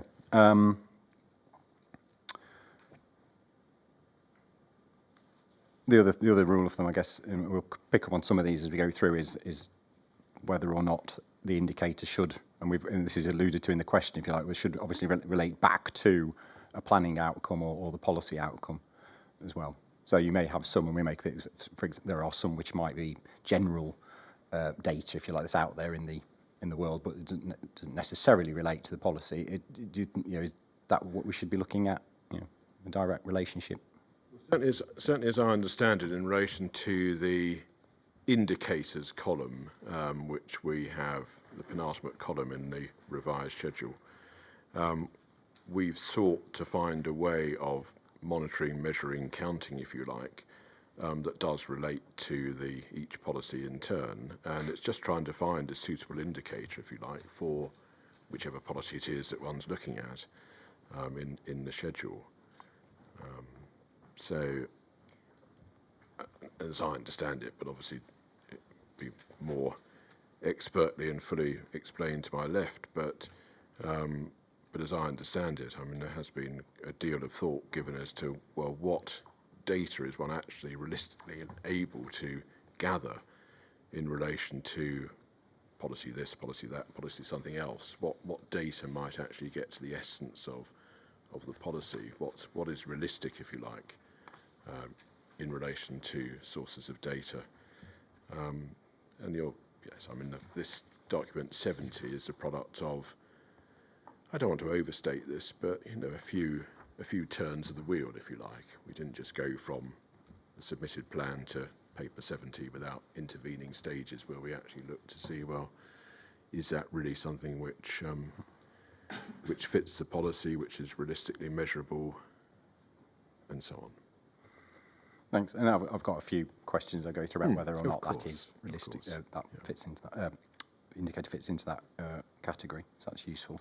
And again, I suppose from a purely mechanistic approach, then you've gone through this and you've identified what can be measured or what is key. I suppose that in my thought process is how you decided which is the something or what count. Taking back to your first one, what counts and what doesn't count. I suppose there's a kind of mechanism there that's taken place. So again, if I'm looking at this from, does it fit the brief, if you like? It fits the brief. Obviously, I can come to my own conclusions about some aspects of whether. No, absolutely, and just wonder how you went about it. Well, again, I would say that not again, sorry, this is the first time I've mentioned the J word in this context, but there's a judgment call to be made in relation to each of these policies and what is a suitable indicator, if you like, in relation to the essence or the main theme or what's sensibly, realistically measurable in relation to each policy. So these are all, I think in every instance, some of them are, to be honest, are going to be very straightforward and obvious, and others are going to be much more, scratch your head and sort of think about, well, how does one go about doing this? But as I understand it, there's a judgment call that's been made in each instance. Okay, and we might say, when we go through the sections, some points might come up. Just in terms of the relationship with AMRs and local plans and so on, that if an indicator isn't in this framework, doesn't mean it's not necessarily going to be measured, because obviously, what is there are annual monitoring reports, there are local plan monitoring indicators, so the relationship just is there an built-in assumption that AMRs and or local plans will fill gaps where it is something that isn't a key priority or key outcome of the plan? I think you can certainly assume that annual monitoring reports will monitor a deal more, whether it's a great deal more or not, will depend on from authority to authority, but a deal more than what's set out in this schedule, because of course annual monitoring reports in the 9 authorities are not simply monitoring. If we do end up adopting places for everyone, it's not simply going to be monitoring places for everyone, it's going to be monitoring a whole host of other things as well. So yes, you can safely assume that monitoring reports will be in due course doing monitoring more than we've got in this list. Just from, again, practical purposes, is there anything stopping, let's say, for example, there's a PFE policy which isn't necessarily listed in this table, but Manchester decides that it wants to say something about that. Is there anything stopping themselves to say, oh, we're going to introduce a monitoring indicator related to the PFE because we want to? I suspect we'd struggle to restrain those to my left, but go on. What would you like to say about this? You might want to just reintroduce yourself, by the way. Yeah, Duncan McCorkdale from Manchester City Council. Certainly there's that consideration which could be potentially triggered by what we actually write as policies in our own specific Manchester local plan. So there are policy hooks in Places for Everyone that point towards further thinking and or policies that then might appear in individual district local plans, and therefore we then in turn might consider we need to do some monitoring around that specific policy, as well as what we've set out in this framework and what we've already got in our current AMRs. I mean, it is worth noting that AMRs have had a bit of an evolution, and certainly for what we do in Manchester, we've made it a more efficient product, perhaps. I mean, that's partly because of national policy and the specifics that we now have to monitor, which are somewhat fewer than they used to be, going back to the wonderful days of sort of performance indicators and national indicators around various measures that we may or may not continue to do. But nonetheless, there's an efficiency from the national level. We've followed suit in terms of how we do our AMR, but in turn, we will pick up what we need to in terms of an AMR that covers PFE plus our own local plan as we segue from what is an adopted core strategy through to a new local plan. Okay, thank you. Any comment just on the general, obviously the first point about whether the framework that's in the plan is sound or effective, is effective, and any points about the principles we've just been talking about, what frameworks ought to be achieving if they're going to be effective? We'll start with Friends and Carrington Moss. Yeah, I mean, I think monitoring the plan's very important because our experience is that many of the commitments in previous local plans haven't been delivered, and the AMRs don't tell us why. So the monitoring regime is really something that the communities will be relying on to understand how progress is being made, or if it's not being made, that they'll be able to sufficiently scrutinise through the plan period to understand what actions can be taken early enough to put things back on track. And you mentioned that not every policy has an indicator. Actually, 27 policies don't have an indicator, which seems like a lot. In addition, and I recognise that some things will be monitored outside of this regime, and maybe the plan needs to indicate that, to say that X, Y, and Z will be monitored in different places. Interestingly, some of the indicators, which I know we're going to go through, are things that you might expect to be monitored elsewhere, such as the poverty indicator on the inner areas. So I just wondered, you know, whether we've got consistency here in terms of the way that things are being monitored. There doesn't seem to be any monitoring of the achievement of the vision. And in terms of the strategic objectives, although they're mentioned in the table, we'll come on because I've got questions about some of those things potentially. Okay. So yeah, I'll leave it at that then. I'm going to go through each, the subheading, so strategy in turn. So I've got some points, and then if there's anything that you think is missing, you can pick up. All right. If there's anything else, sorry, you want to say? Oh, I don't doubt it, but it's fine. CPRE. The CPRE obviously thinks a spatial plan ought to be monitored to understand that it's effective in delivery. I think when reading through the suggested modification GMCA 70, some of the language, I mean, obviously it relates to the policy wording, but there's very much an emphasis on significant growth of housing and jobs. There's no mention really of affordable and housing in terms of for people with disabilities, so specially adapted. I think so. We'll come on to some specifics. Yeah, but so these the are some of the points that I've got myself. It must be monitored. Yes. Yeah. And your point that was made about, I mean, all right, I think we can be, there's an element of common sense. It's hard, some things are hard to measure, like design issues, if you like, quite subjective, just for the sake of argument. But would you be, the point made that, there are a number of policies that aren't, there's no indicators next to them, that would be something that carbon impacts, biodiversity net gain, and things like solar PVs on rooftops are things that could be in there that would enhance. Okay. And we were just mentioning the regional spatial strategy. You used to have very clear targets for brownfield, and it would be useful that this document does make good progress on brownfield delivery. Okay, thank you. And Peel. Thank you, sir. Yeah, trying to keep to general points, we will have hopefully engage in the discussion on the more detailed stuff. I mean, trying to answer your general question, why monitoring, or what's it there to achieve? I think the plan answers that question to some extent at para 1221. Monitoring is a key component of any development plan and therefore is key to its success. It goes on to say to be effective, that's obviously a soundness test. Plans need to be kept up to date and monitored. It adds that we need to regularly monitor performance to assess whether we are achieving our strategic objectives, and I'd say spatial strategy, and whether our policies remain relevant or whether they need to be updated. It goes on in 1222 to talk about important indicators and could give rise to reconsideration of the content of strategy or policy. So it's about seeing if it's effective and successful and having a mind to review. I think all those things can be said of any development plan. I think there are some reasons why monitoring is particularly important, which goes to having it in the first place and then what is monitored.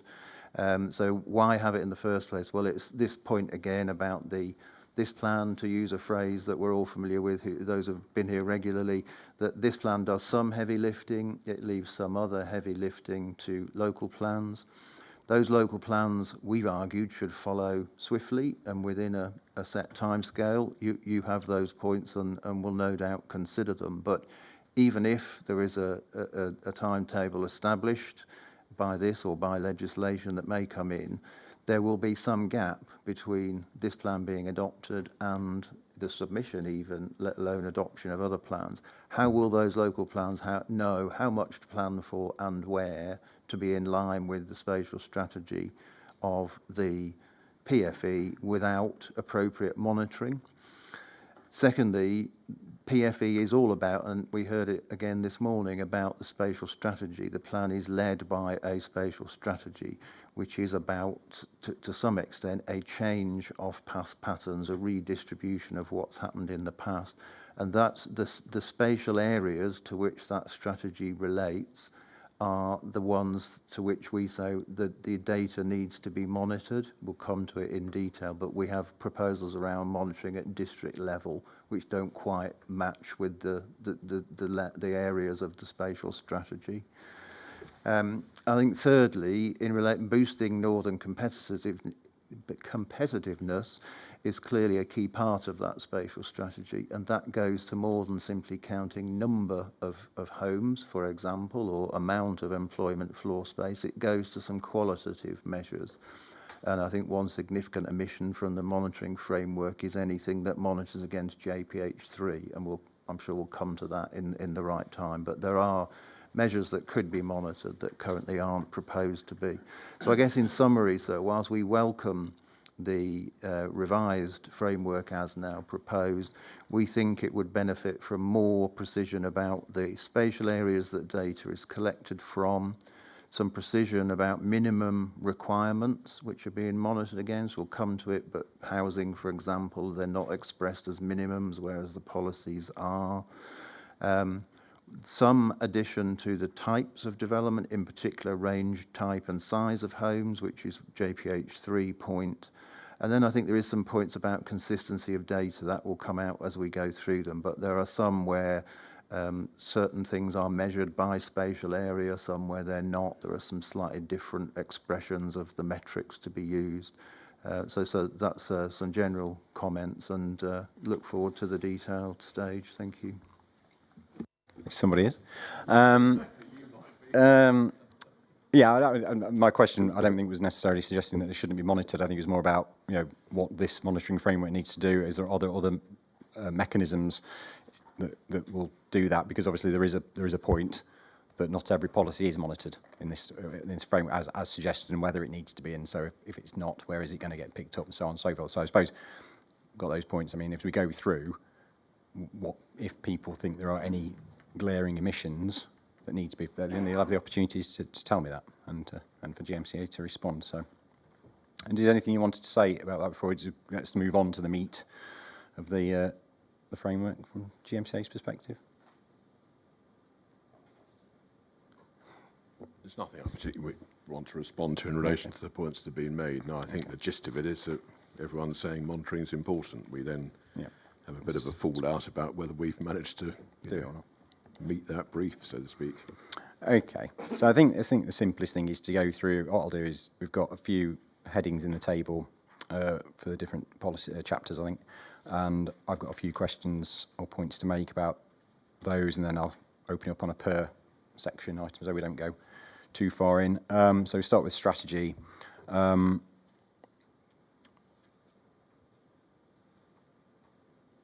I think I'm going to get into some detail. This is going to be a little bit, I don't think anybody watching this online, but if they are, apologies now.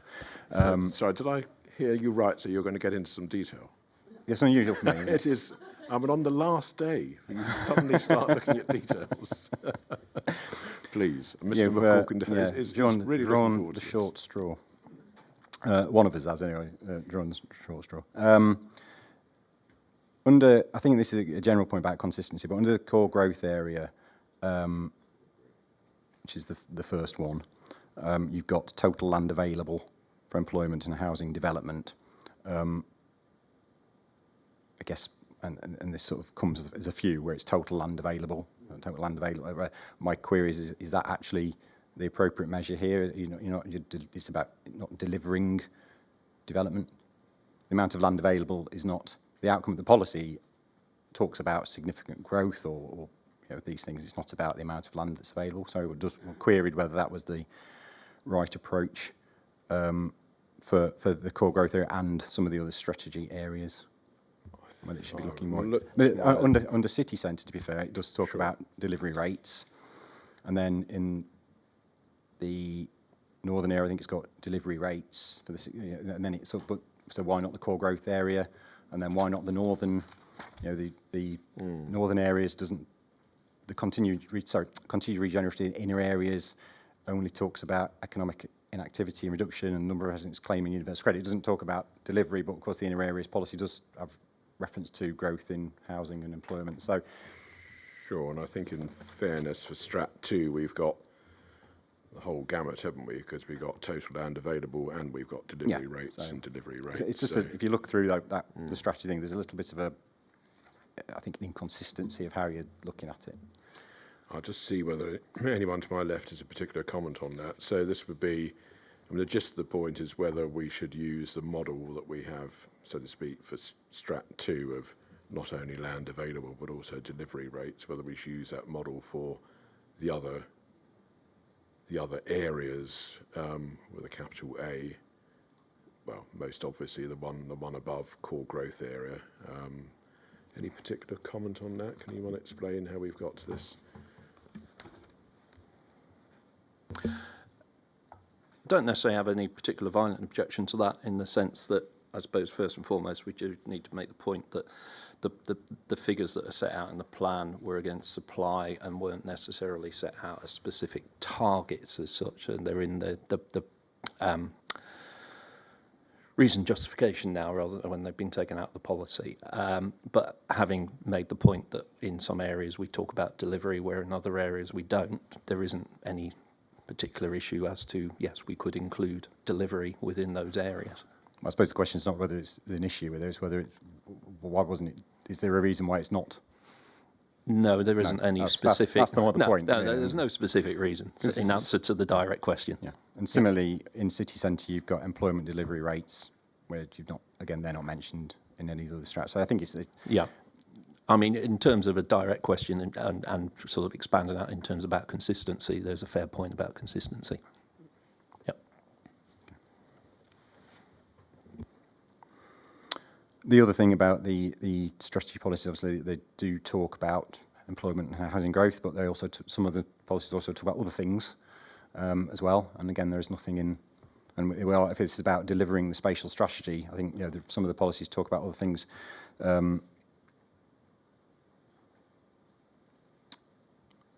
So should there be indicators relating to those? I mean, things like green infrastructure, active travel, et cetera, et cetera, et cetera. Forgive me. So active travel. And this as well. Yes, sorry. Yeah.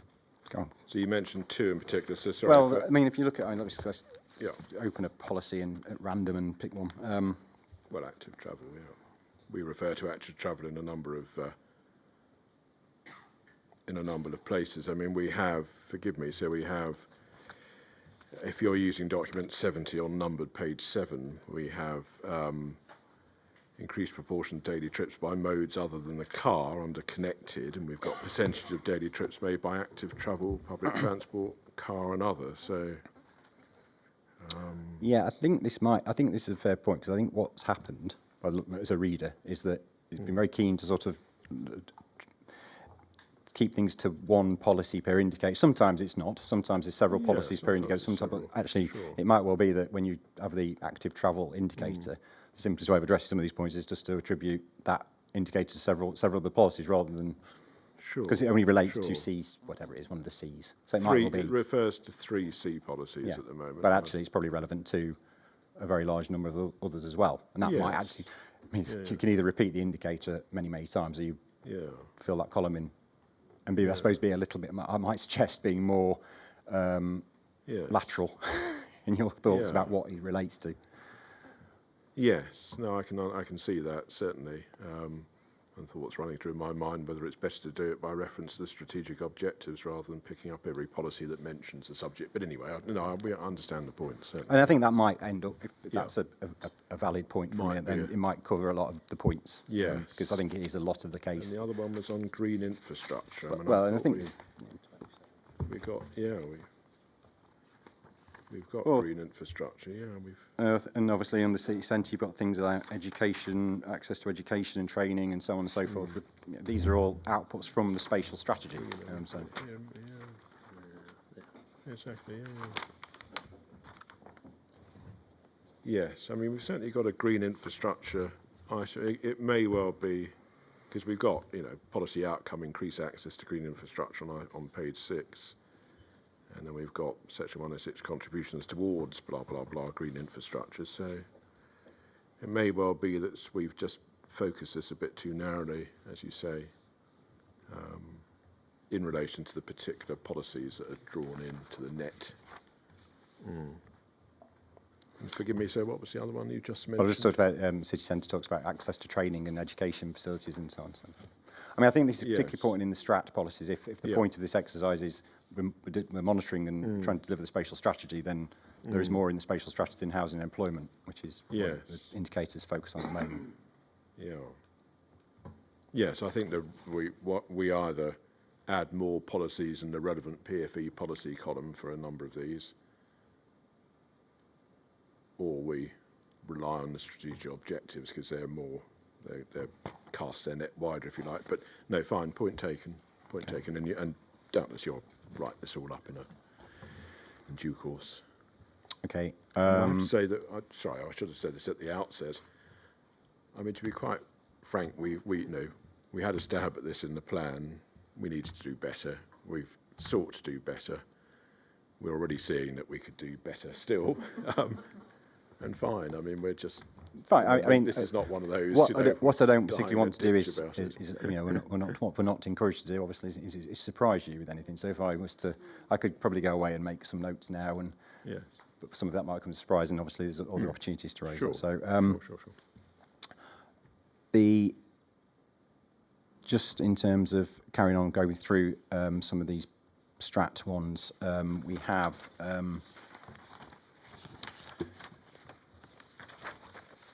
So I think, in up to Strat 5, I think there's issues about what they say and consistency and so on. We've got under then even though it's under Strat, you've got improved productivity against JPJ1, which is a GVA, percentage increase in GVA per job. I guess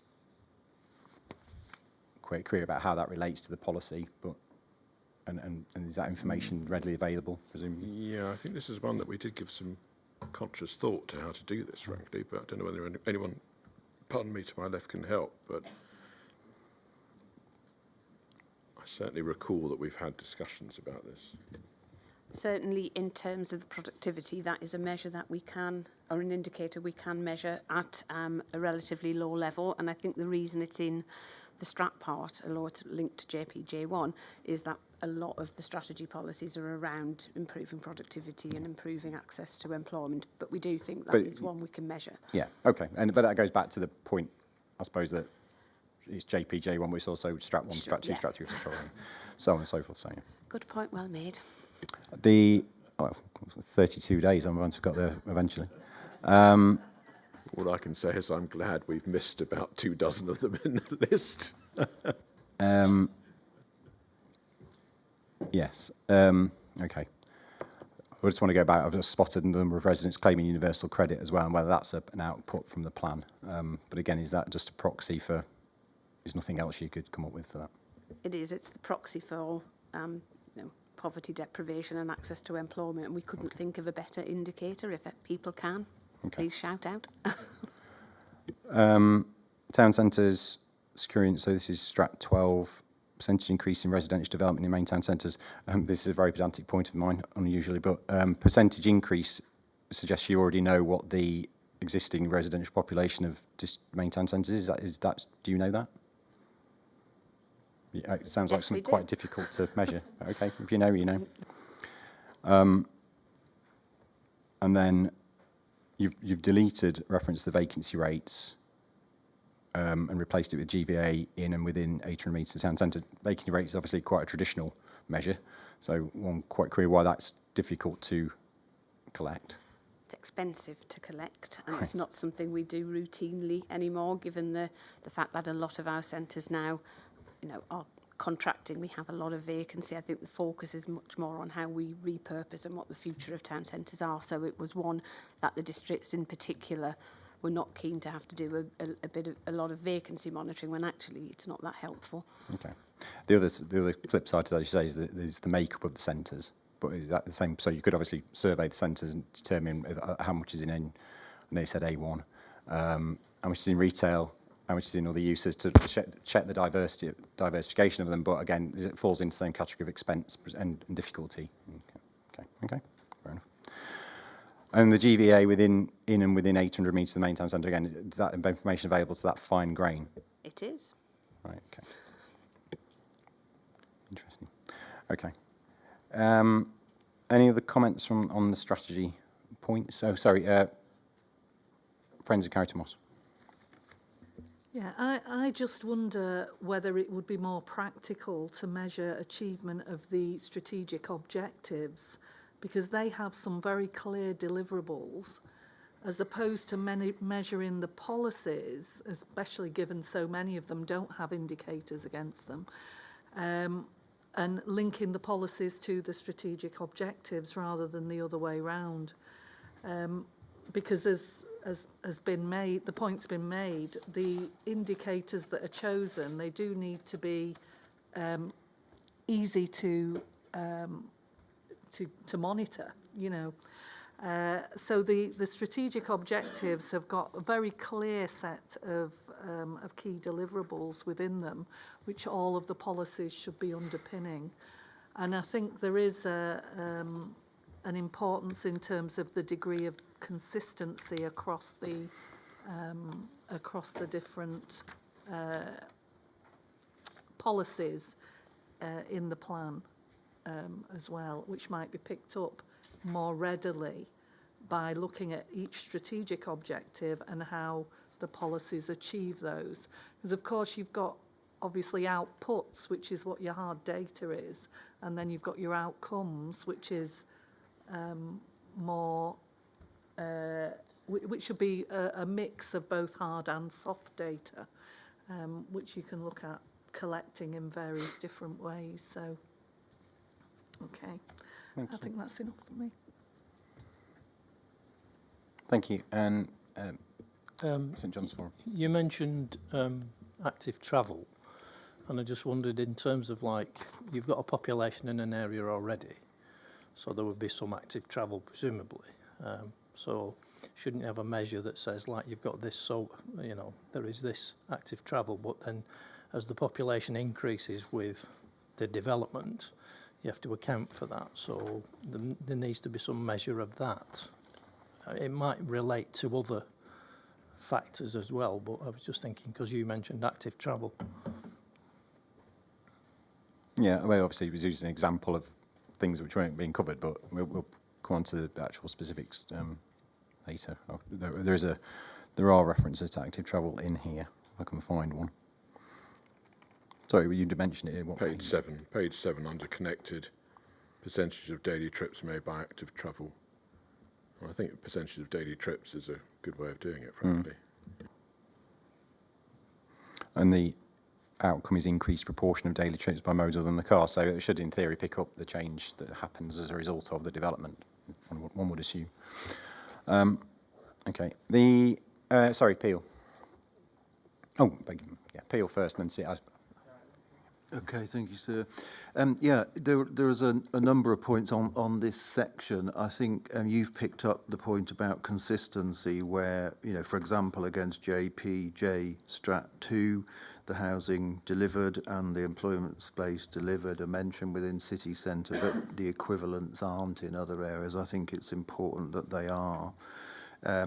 Not least because total land available for employment and housing growth, I wasn't sure whether having lots of it available is a good thing, or if we should be delivering it in there should be a reducing amount available. So it needs to measure what's delivered. And I fly the flag for someone who likes detail. So the housing delivery rates, I would, again, what does that mean? Housing delivered. It's not really about the rate. It's about what's actually delivered.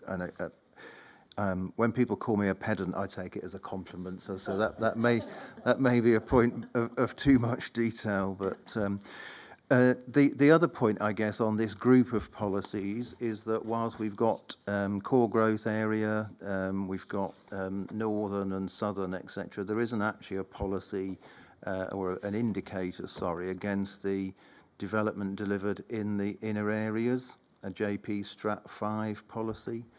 And again, I think there should be, and I think there should be indicators against housing delivered and employment floor space delivered. Sorry, on the employment measure as well, as currently drafted in relation to Strat 2, it's employment delivered employment delivery rates. I think employment floor space would be the more related to the policy than employment, i.e. number of jobs. It would be the employment floor space that would be delivered, and that would apply in each of them.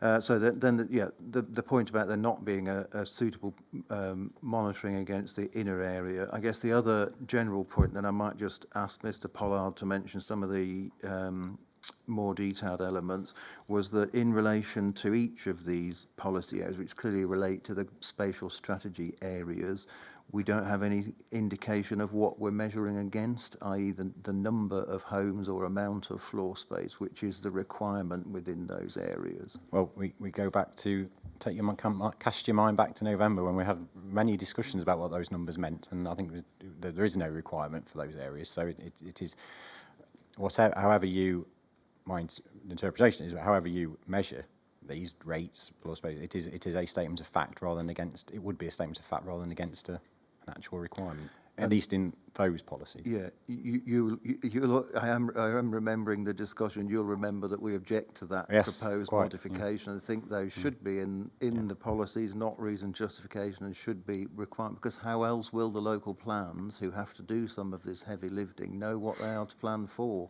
We have at the moment, in relation to housing, and the same applies to employment, an untested supply. We agreed, I think, that was to be tested in local plans, not through this plan.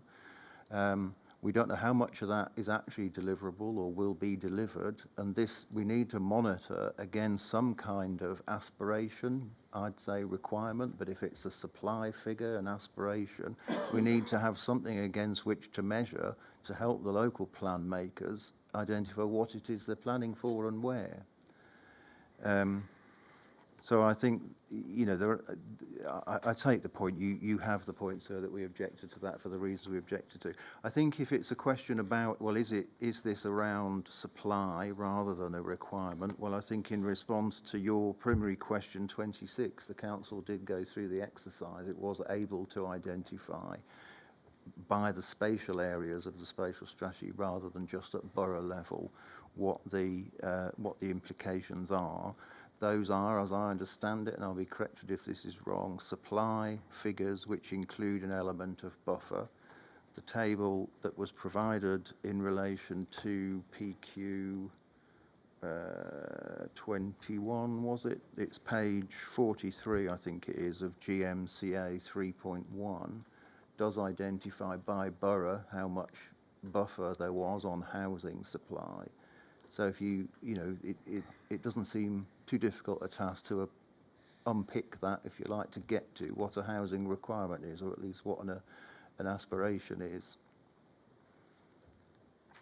We're told we can measure productivity at very detailed level, and yet there seems to be a problem with identifying requirements by quite big spatial strategy areas. So I don't think it's too difficult a task. I think the plan would be more effective with those measures and indicators in.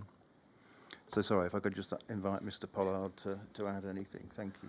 And you might be relieved to know I think Mr. Trimmingham has probably covered most of the points in quite a lot of detail there.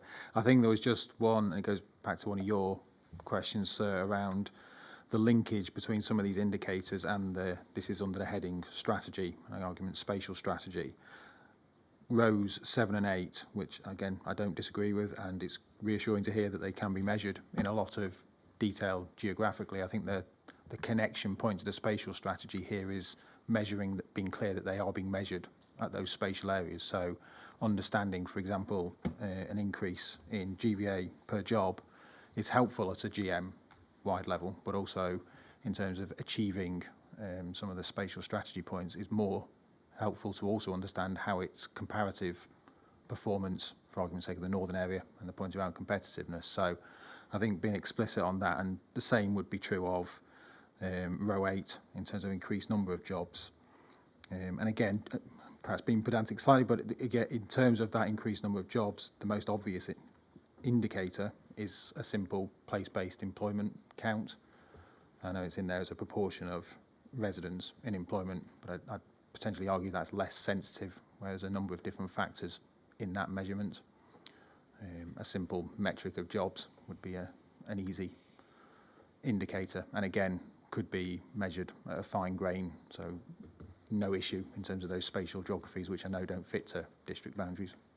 Yeah. So in effect, what you'd be doing is taking those, from that last point, those increasing, improve productivity, increase number of jobs, if you like, that those indicators will be, the way it's set out in this table now, would be subsumed into the Strat 1, Strat 2, Strat 3, Strat 4, Strat 5, but you could do it a different way, of course. Yeah, absolutely. I think it would be helpful in terms of judging, going back to your original questions, judging the success of this plan and providing a clear steer for the progression of local plans, where they're having to relate to not only their own district boundaries, but the geographic areas, the spatial growth areas that are defined in this plan.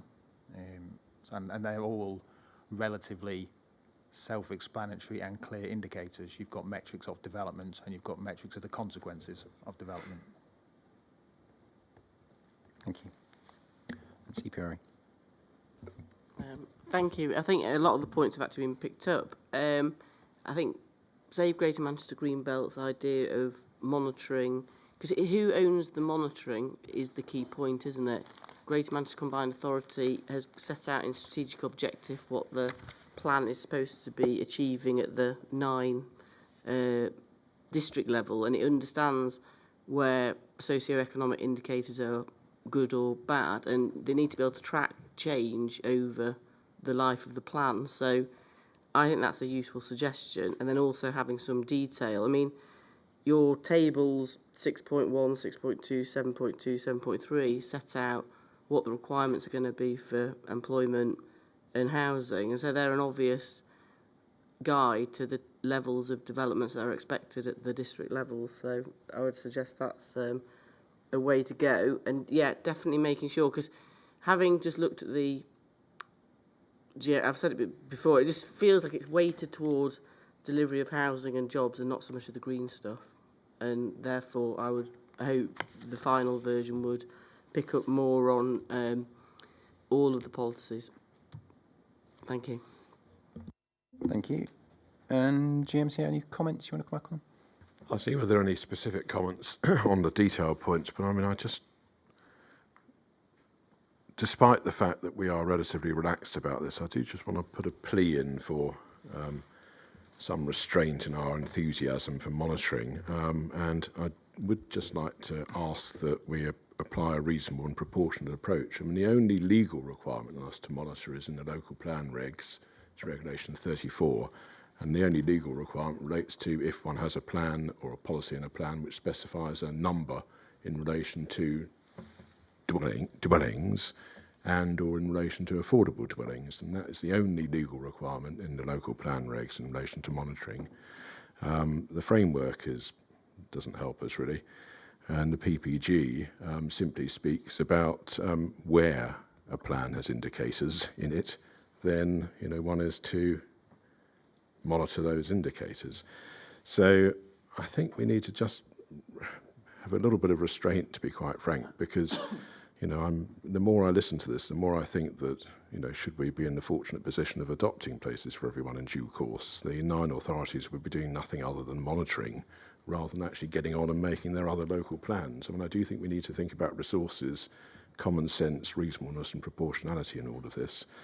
And I do think some of the suggestions that have been made have crossed the line, frankly. But I just look to my left to see whether there are any particular points made about any of the detail. No. We'll leave it with you. We are relatively relaxed. Bear this in mind, obviously. There's a line. There's a line which we must be careful not to cross. Ask people to be conscious of that line, but we'll obviously listen to what people have to say. Of course. And I'll have to come to a view. Well, indeed so.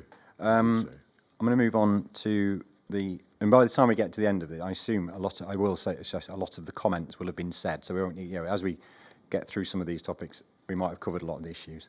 So we'll move on to sustainable and resilient. I think my points here on carbon emissions, reducing carbon emissions from new development, for example, is only about, the indicator we have is about homes. There's nothing necessarily in relation to commercial development. There's nothing in relation to transport or traffic. They might be picked up elsewhere. Again, it might be this issue of cross-referencing and things. not necessarily anything, and I'm sure this is a point that will come up, not necessarily in relation to anything to carbon storage or those sorts of measures. So I just wondered if you had any views on the carbon emissions element.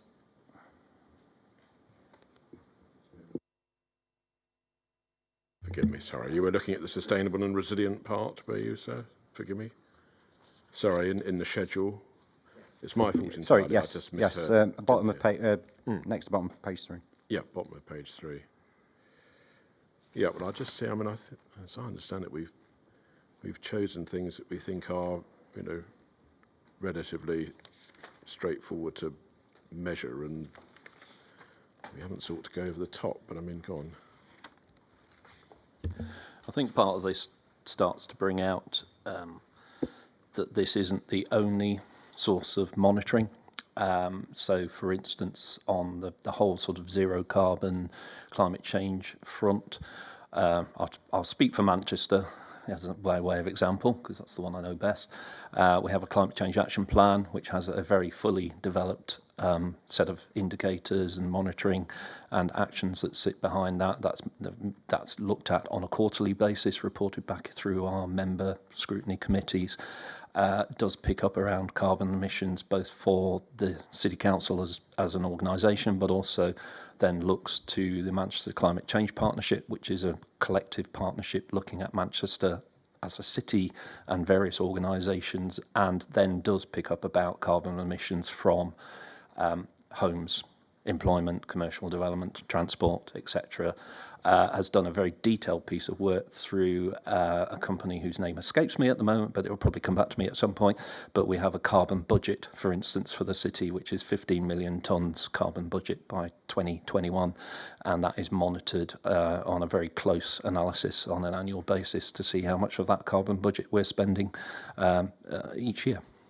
So there is a very thorough monitoring system around carbon, certainly within Manchester, and colleagues from other districts could speak for themselves on that in terms of their various processes, etc. And that is absolutely correct, although I think there would be no problem in us monitoring BREEAM on planning applications, that we could actually have an indicator in that did that. Because I think it's already monitored by districts, so it would be a collation exercise. Okay, thank you. Okay, there's nothing on heat and energy network opportunity areas. You may have consciously decided it's not a key thing, so I'll put that on one side. I can give that some thought. And under flooding, you've just got the indicators related number of new homes completed in flood zone 3, number of permissions. It would, under the first one, would flood zone 2 or reference to more vulnerable, less vulnerable use, or some other. Is it just flood zone 3 that's a factor when it comes to homes, for example? Question.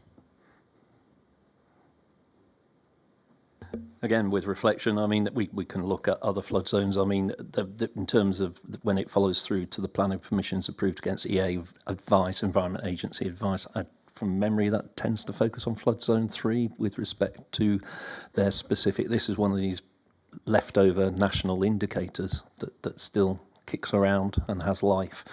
But the information would be there to look at other flood zones if there are. And I know within terms of the various exceptions tests, etc., around flooding, there are other aspects that look at other areas as well as flood zone 3. So it is an area we could, subject to any advice from an action point or view around that, we could look at that further. Okay. Okay, any other comments on that section? Friends, Carrington Moss? Yeah, Nothing to say? Okay. Yeah. I noticed that there's nothing on JPS1, which is sustainable development, and I just wonder how that is going to be measured and monitored. I 100% empathise with the idea that we keep the monitoring practical. I think that's important, and I think linking through, in order to make things very clearly available, there'd be an opportunity to publish information on the GMCA's website that links back to other websites or other data. So I think there is ways of making that information available to people. On the improvements to air quality, I am a bit concerned about this, but I know that there's obviously the Clean Air Plan, and again, perhaps we can link to things outside of this regime. But there are also the new Environment Act targets, which presumably will be monitored somewhere, and so it would be perhaps useful to reference those and mention where we'll be linking to them. Just one very minor final point. The second indicator down on page 4 mentions policy JPS 6. It should actually be JPS 5. So just a mention. I was to going that. to fess up, but Yeah. you got in before me. Yeah, no worries, no worries. I spotted that, but even I didn't want to bring that up. Yeah. It was just so that it's corrected in the Yeah, no, next thank version, you. Yeah, that's no, all. fine. Thank you. Helpful, very helpful. And yeah, sorry. Yeah. Just in terms of the flood risk of places, given that we're going to be building an awful lot of properties and industrial units, potentially on places where there isn't a flood risk currently, but there could be, given the development. So, would there be an indicator for that, or monitoring of that? Is that feasible? Well, you're suggesting development will create flood risks Well, elsewhere. I think the policy could. says that shouldn't happen, but yeah.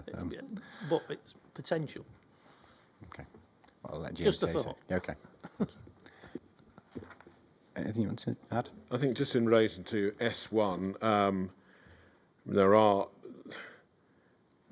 the overarching theme of, if you recall, when we had our different types of policies, pointers to other policies, etc., etc., the overarching themes of S1 are then picked up by other policies.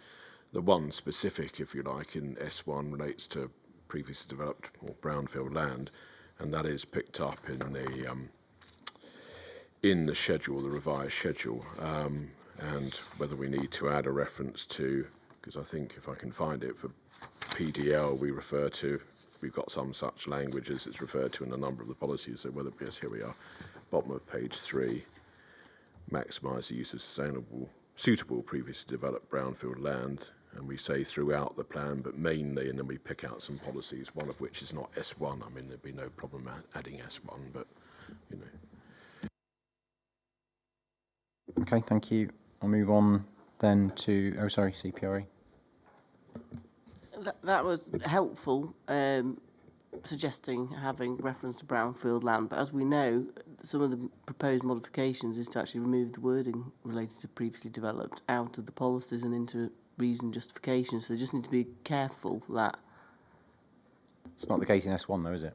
No, that is true. So S1's, read the plan as a whole, S1 still says Still valid, prioritise or okay. maximise, whichever phrase we've Good, landed on. thank you for reminding me. Okay, thank you. So I'm going to move on then to jobs.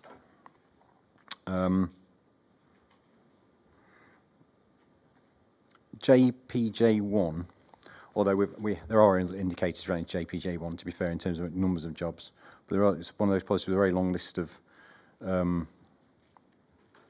requirements, or a long list of things that are seeking to be achieved, including quite a lot of, if you like, sectoral growth issues. And again, that seems to be an underlying part of the strategy, if you like, expressed through J1, and whether there's anything that was important that's missing there, or you're content that it's covered by all of the things.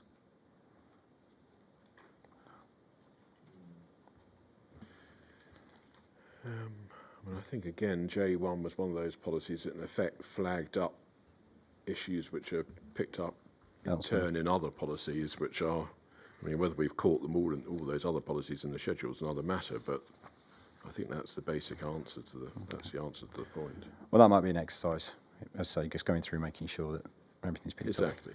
And the only thing, I don't think there's anything on JPJ2, and the only reason I'm, again, not noting the point you made about not every policy needs to be monitored, but of course that is a protection of supply policy, isn't it? And of course the supply is quite a key element of what we've talked about yesterday. You know, there's a lot about the supply and what's in the current supply. So again, I didn't know whether that was it could be picked up under the points about land availability and so on. So again, perhaps something for me to, if you've got nothing particularly burning to say about it, something for me to think about.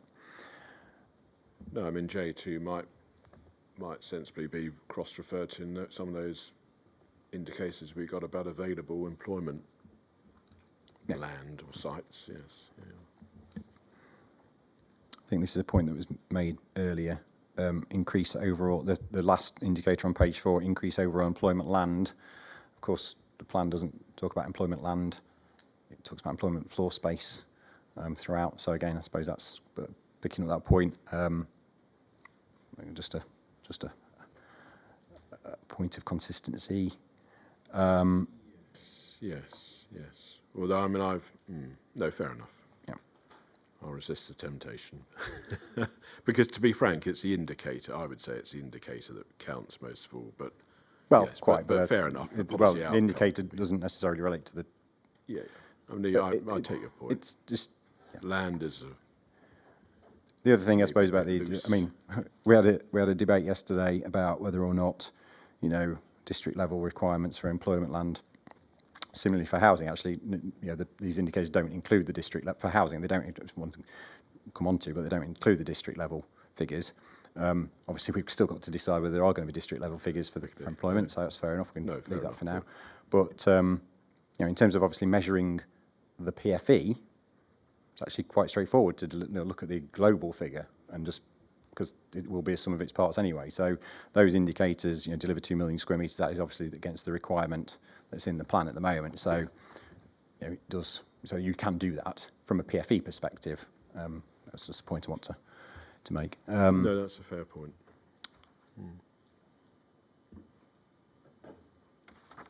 Yep.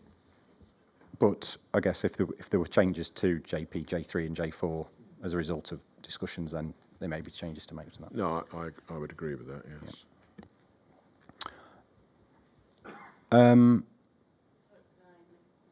Yeah. It was just, I think it'd be helpful if hectareage was included in the policy tables for employment because it would help guide understanding of overall densities at which uses are coming forward at. So it's the same for housing as well. Well, it's something to be considered because then you get a better understanding of how effective land is being used. Okay, so floor space would be against the policy because that's what the policy requires, but the hectareage would be a useful thing. Yeah.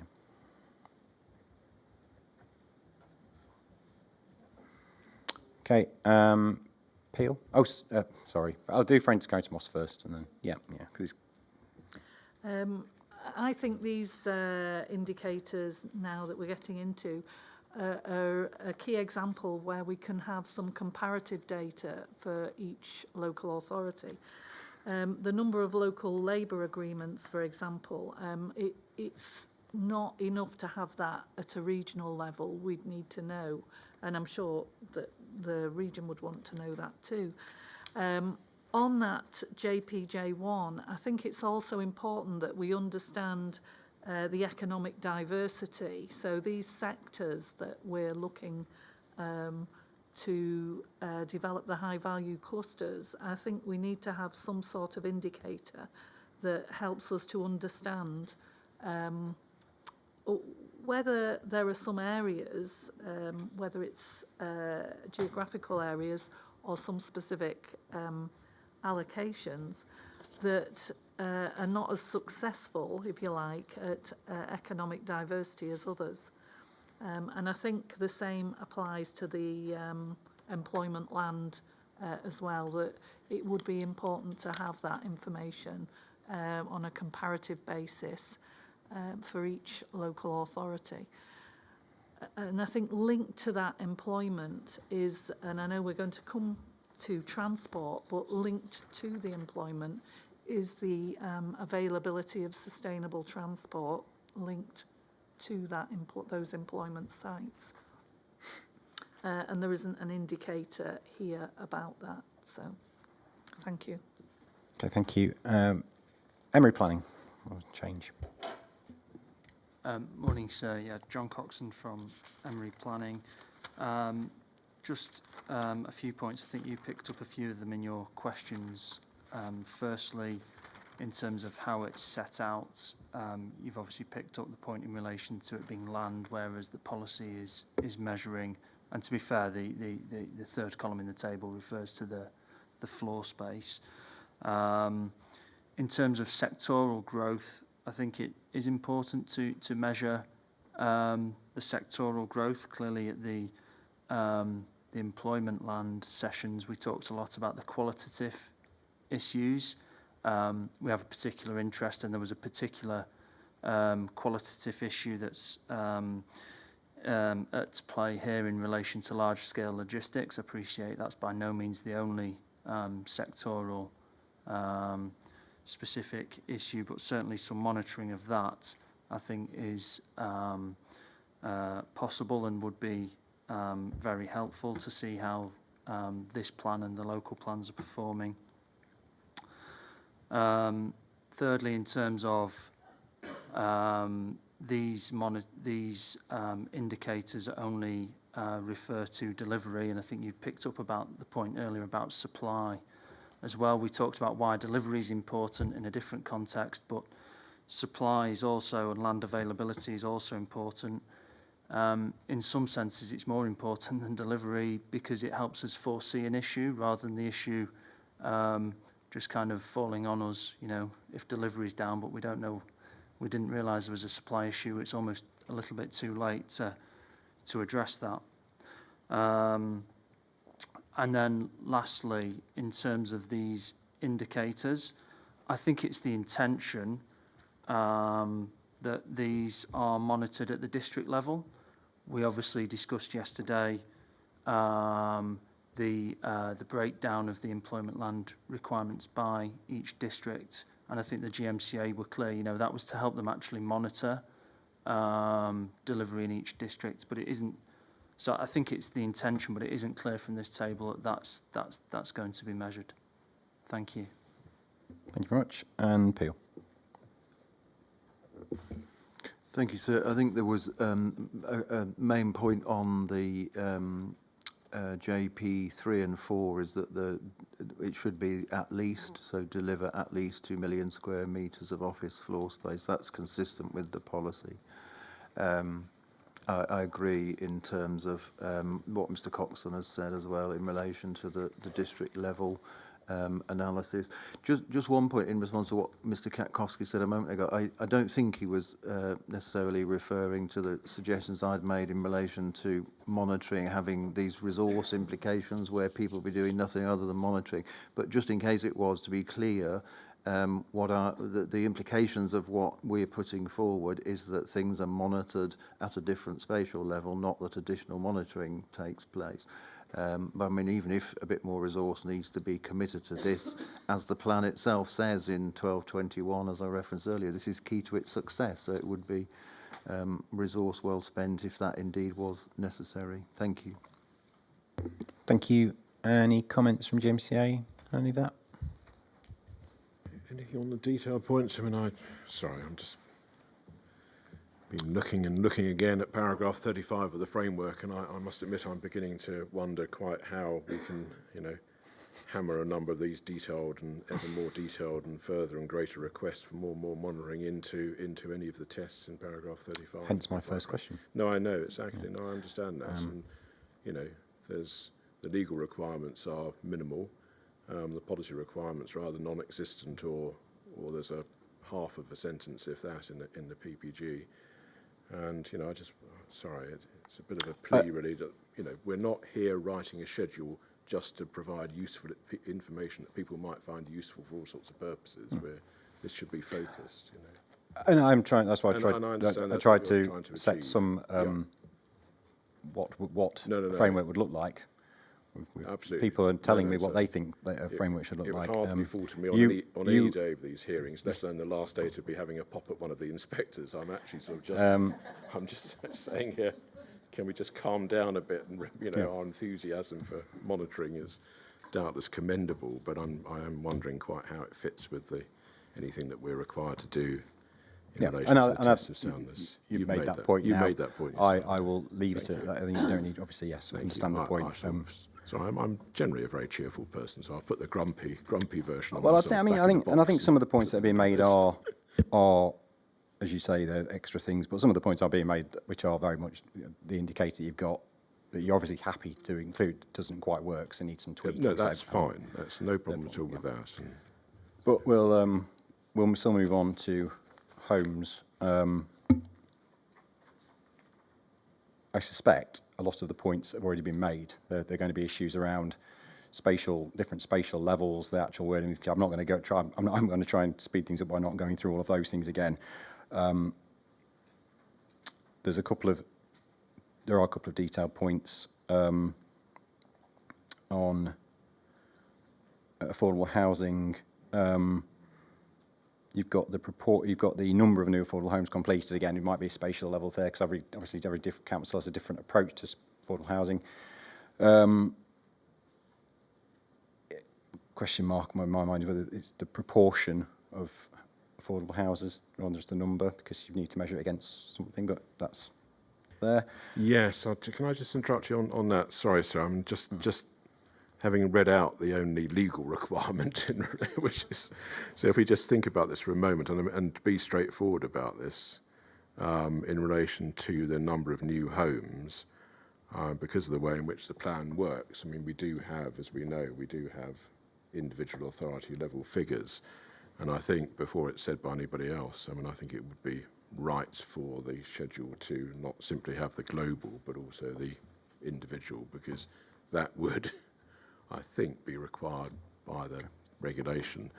As for affordable homes, we had this whole debate, didn't we, about this plan itself not setting an affordable housing target, for want of a better expression, and it having this more overarching or generic sort of sentiment, and it's about maximising delivery of additional affordable homes. I'm only hesitating because, of course, the regulation speaks about if you have a target in number terms, and you need to spell that out for affordable homes, but we don't have a target in numerical terms, so whether percentage would be another way of doing it. I mean, okay. Indeed. Something there may or may not be an action to that. Some of this may be obviously for you to think about. The other thing from a planning perspective, from monitoring what the planning system is doing, obviously some affordable homes may be delivered through other means. I'm thinking so. Often in my mind, when I take myself back to a previous life, there was a distinction between what was delivered through a Section 106 agreement or planned application versus something that's been delivered through other ways. Well, that was our point about affordable housing, wasn't it? The other chimes with the point we made during the affordable housing session, which is actually in Greater Manchester, the vast majority of affordable housing is provided outside the planning system. In other words, outside Section 106s and or conditions on planning permissions. So, but whether it's for the plan to monitor that, I mean, again, I would. Well, quite. So it might be just being specific that you're only monitoring what is through 106. Oh, I see. Yes. Forgive me. No, my misunderstanding. That's my mistake. No, that's a fair point, if I might say. That's two today. Pardon me? Gas. No, I'm always,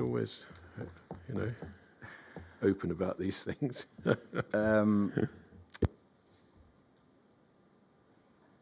Right.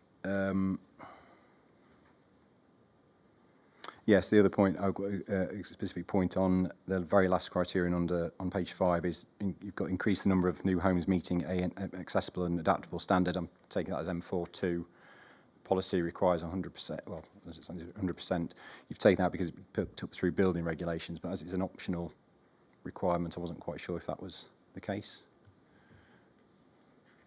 No, sorry, you're saying that the data will be collected through building regulations.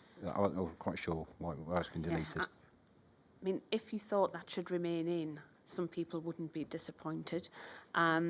But because it's become mandatory through building regs, so it will be delivered anyway. Right, okay. That was why it was deleted, but we might want to check whether it is being delivered. Okay. Yeah, because it's not necessarily where the date. I mean, the policy has a requirement, as submitted. Whether the data is collected from somewhere else by other means, it could still be, you're still measuring the policy, and if the policy requires 100% M42, then you want to check that the policy is being met, presumably. So it seemed logical. Okay.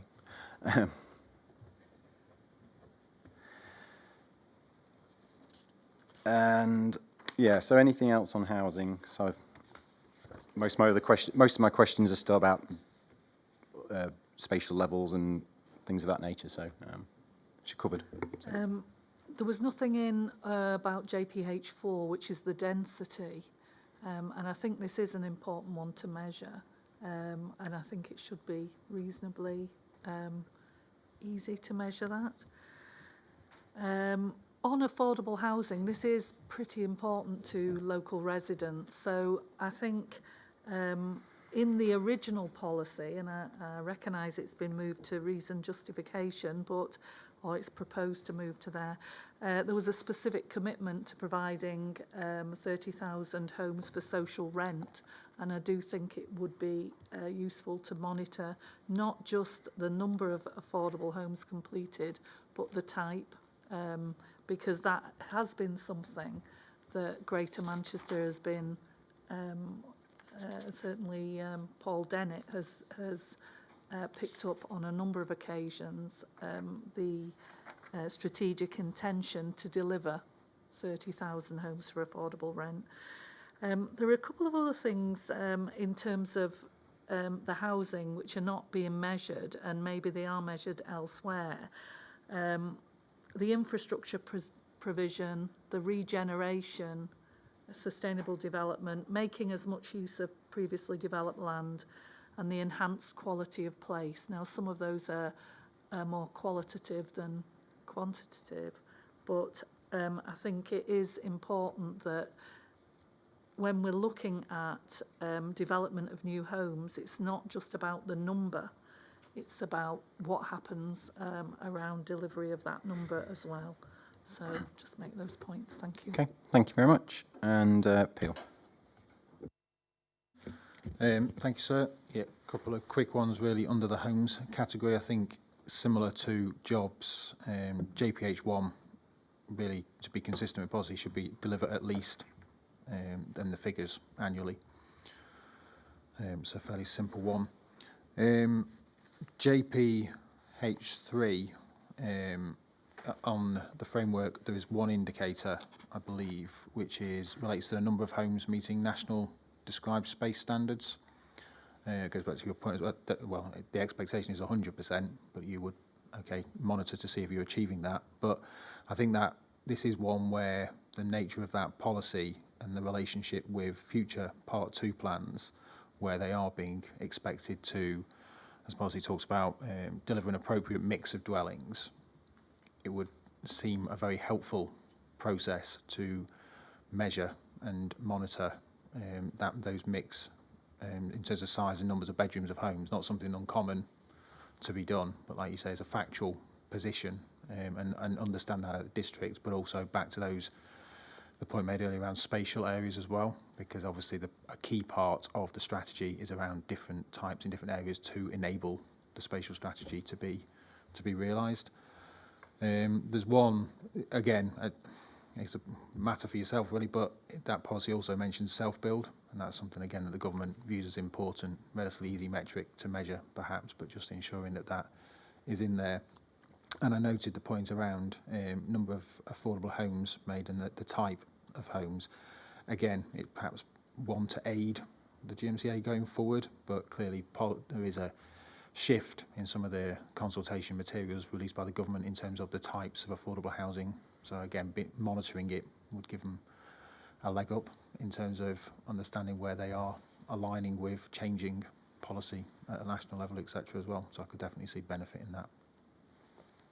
Okay, thanks. And Emery.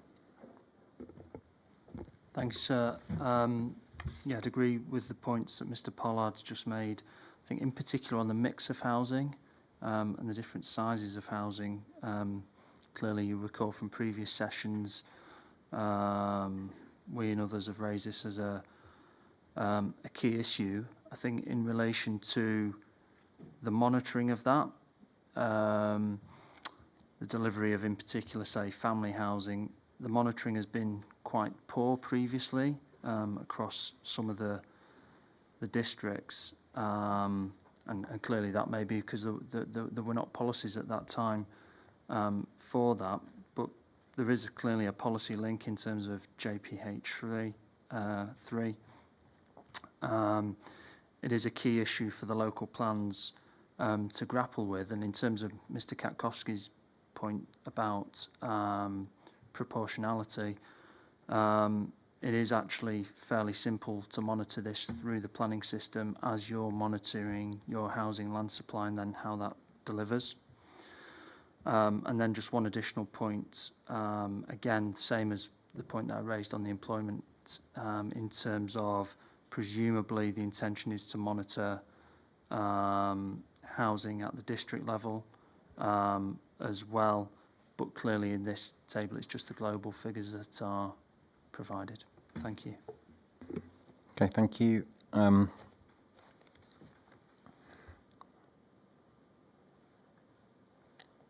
With employment, I guess you was making the point when you talked about employment land supply. Also, does that relate also to the housing? Yes, I mean, clearly in terms of 5-year housing land supply, there is a requirement in the framework anyway to monitor that. I did toy with raising it in terms of housing supply for this plan. I think usually the plan would have a trajectory and you would monitor that trajectory. I think the issue being... Sorry, I opened a can of worms there. I shouldn't have opened, shouldn't I? Yeah, sorry. Yeah, sorry. Yeah. Well, I may as well just briefly finish. I mean, clearly here... No, I haven't got my suitcase, no. The trajectory hasn't been sort of tested as such, and clearly that's part of the job for the local plans. So presumably the trajectory will be produced and then monitored through each of the local plans, and clearly, you know, that is just one of the many reasons why we say the prompt production of the local plans is critically important. Okay, thank you. Other than your general point, any of the specifics issue, good ideas in there or things you wish to... Well, I've already made the point myself about the legal requirement in relation to district level, individual authority level figures in relation to housing. So that's a good point. I mean, I'll just check to my left, but in relation to affordable homes, if the, well, I suppose you could do it anyway, but if the, particularly if the indicator is restricted to affordable homes which come through the planning system, so section 106s and or conditions, I mean, I'm assuming, just as a matter of experience, that the authorities would know the split in the affordable housing between types, so that could be, if you consider that to be necessary, etc., that could be done. As for mix, in terms of number of bedrooms, again, one should be able to... We possibly could pick that up. I think it's just difficult because the plan doesn't set any policy requirement about the type and size. So I'm not quite sure what we'd monitor against to know whether we were meeting the policy. Whereas we do have, for the allocations, we do have, in a number of the allocations, that there are certain type of homes, if you like, which we wish to achieve from some of the allocations, and we do have a general allocations point in here, don't we? Peter just put their board up to tell me that there are other policies with no requirement that the monitoring case for. Was that what you're about to tell me? Okay, so it should come out. Well, in essence, yes. It's if you can't monitor because the policy isn't specific enough, is the problem with the monitoring or with the policy? I'd say it's with the policy. But you have those points from. I have those points. Talking about the schedule. Yeah, and is that the same? It was just to say, if you're going to have within that table comments on where local plans that come subsequently should pick up on things, maybe it's there. Well, we're getting into policy there. So. But okay, yeah. Yeah, well, just to explain that there will be detail that will be picked up by local. Okay, I think that's yeah. Okay, we'll move on. The greener point, which is this is one where there's actually quite a few policies with nothing in, there's no indicator, but I suspect if you were to look at what the indicators are and say took that view, do they apply to more than one, you could probably fill some of those gaps, I suspect, with some of the things that are there. So I'm not going to go through each of those policies and say, why isn't there one for G1, 3, 4, 5, 6, 7, 8, 9? I think, it may well be, you've got reasons for that, you've explained your reasons for that, and I'll leave it there, and might pick up anyway. The ones you have got, G2, actually, I've got no, I think most of the points I've got have been covered by other things. I mean, I think, and also you're probably going to get to hear from others anyway, so. The idea of increasing the number of, where relevant, sort of putting more policies in the column relevant policy, that's because absolutely green infrastructure pops up in quite a few policies, I think, yes, for example. CPRE. Yeah, it's a query really, in terms of access to the information. It was for the, where it says access to green infrastructure, increasing the access. I just was intrigued to know how that would be measured. Is that like through a mapping or?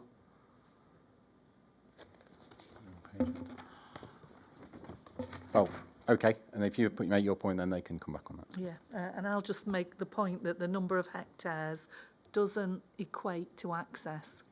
So quite a lot of hectares of green infrastructure is not accessible to the public. In terms of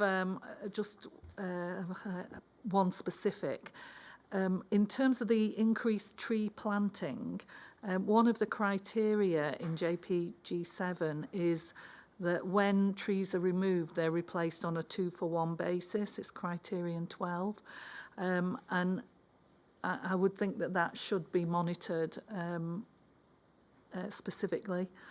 Biodiversity net gain, I think, probably needs more than just the one indicator, but it may be being monitored outside of this plan because of other things, not least of which the new Environment Act. I mentioned the natural capital earlier. The first natural capital account was produced in 2019, I think, and or before 2019. So we could have some monitoring of natural capital, since you are a trailblazer on this. And the final point I just wanted to make was about the strategic environmental assessment, which states in the PPG that the significant environmental effects of implementing a plan which has been subject to a sustainability appraisal should be monitored as required by Regulation 17 of the Environmental Assessment of Plans and Programme Regulations. And it doesn't tell us in here how that will be monitored. How the SEA will be monitored. I think this is getting quite so, because this goes back to what this plan needs to say, what is in AMRs and other plans and everything else. So it may well be that the SEA will be monitored by a range of measures.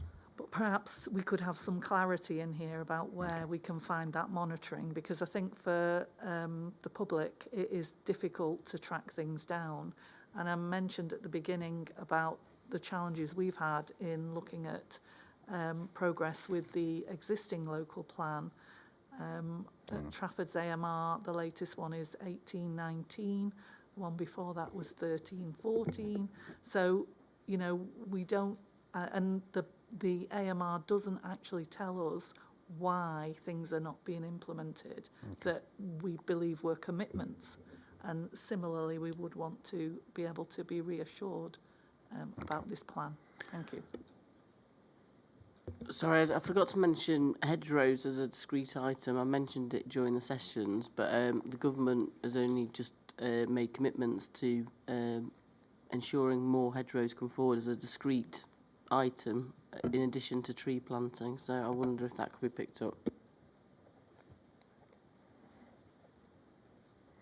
Okay, I think there's all suggestions for us to think about as much as anything is whether necessarily GMC want to respond or not to any of them.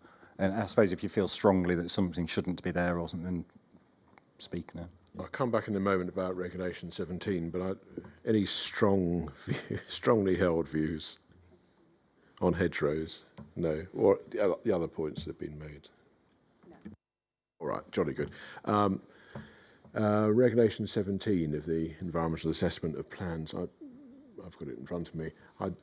My submission would be that that doesn't monitoring of implementation of plans and programs in relation to the environmental assessment of plans regulations. I don't understand to be talking about a schedule like this within here PFE or some other local plan. It's talking about a more overarching or general responsibility on authorities to monitor the significant environmental effects of the implementation of each plan or programme with the purpose of identifying unforeseen adverse effects at an early stage to be able to undertake appropriate remedial action. That isn't really what we're talking about here. It's a duty which applies elsewhere, is the way I would understand it, certainly. Okay, thank you.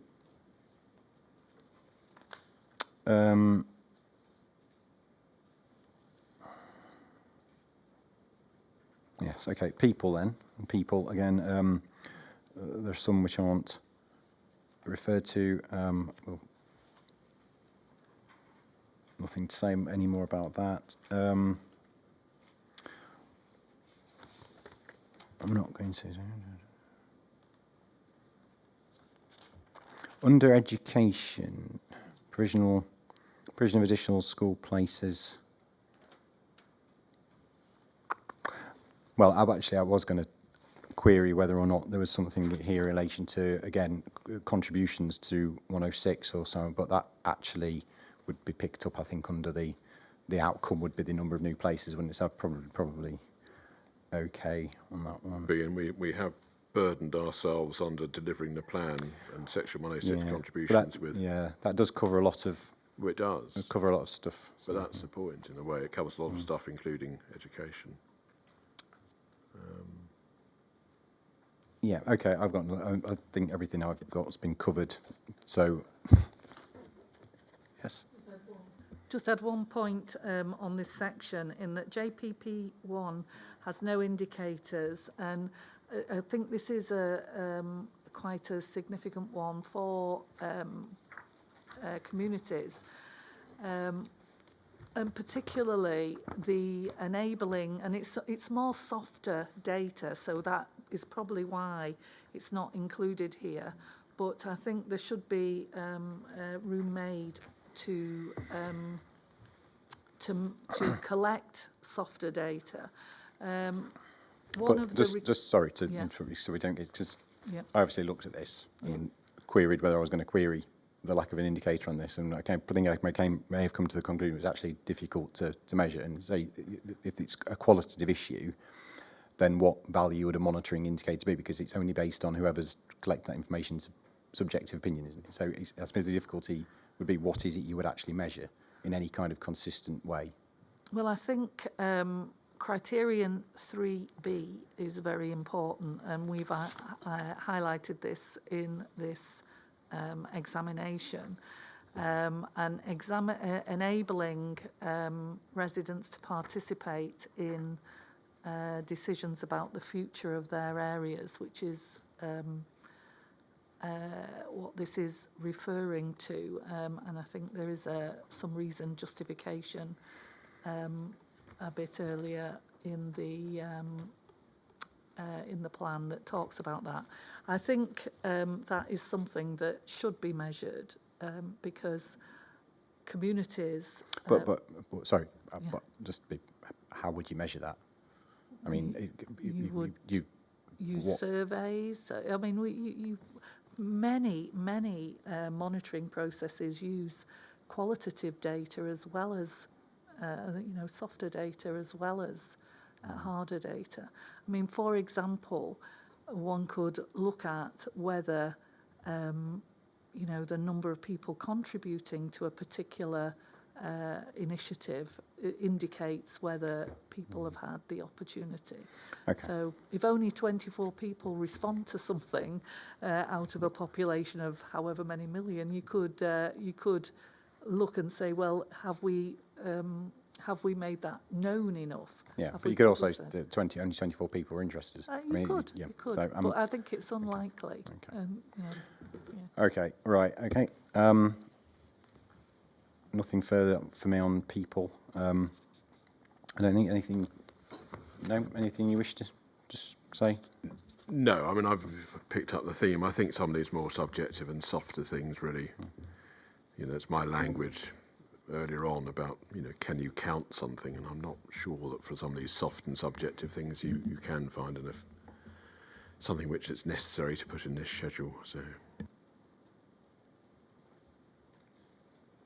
Okay, so moving to connected places. Again, I'm just going through my notes and seeing if there's anything that's not going to be able to be picked up through perhaps looking at spatial dimensions or looking at cross-referencing.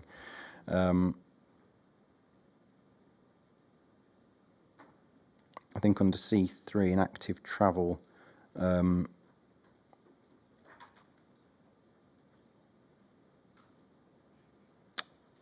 was about daily trips. I don't know again whether there was anything there about public transport capacity, number of services, that kind of thing. But again, it's perhaps just it was a thought rather than a. There are obviously planning obligations relating to public transport. Yeah, there'll be planning obligations relating to these matters, and you will collect a certain amount of information about what that includes. So, but that would be presumably picked up under D1. So I suspect, or D2, suspect it would be more a case of, again, cross-referencing all of these policies where you may get some kind of funding through to that D1, D2.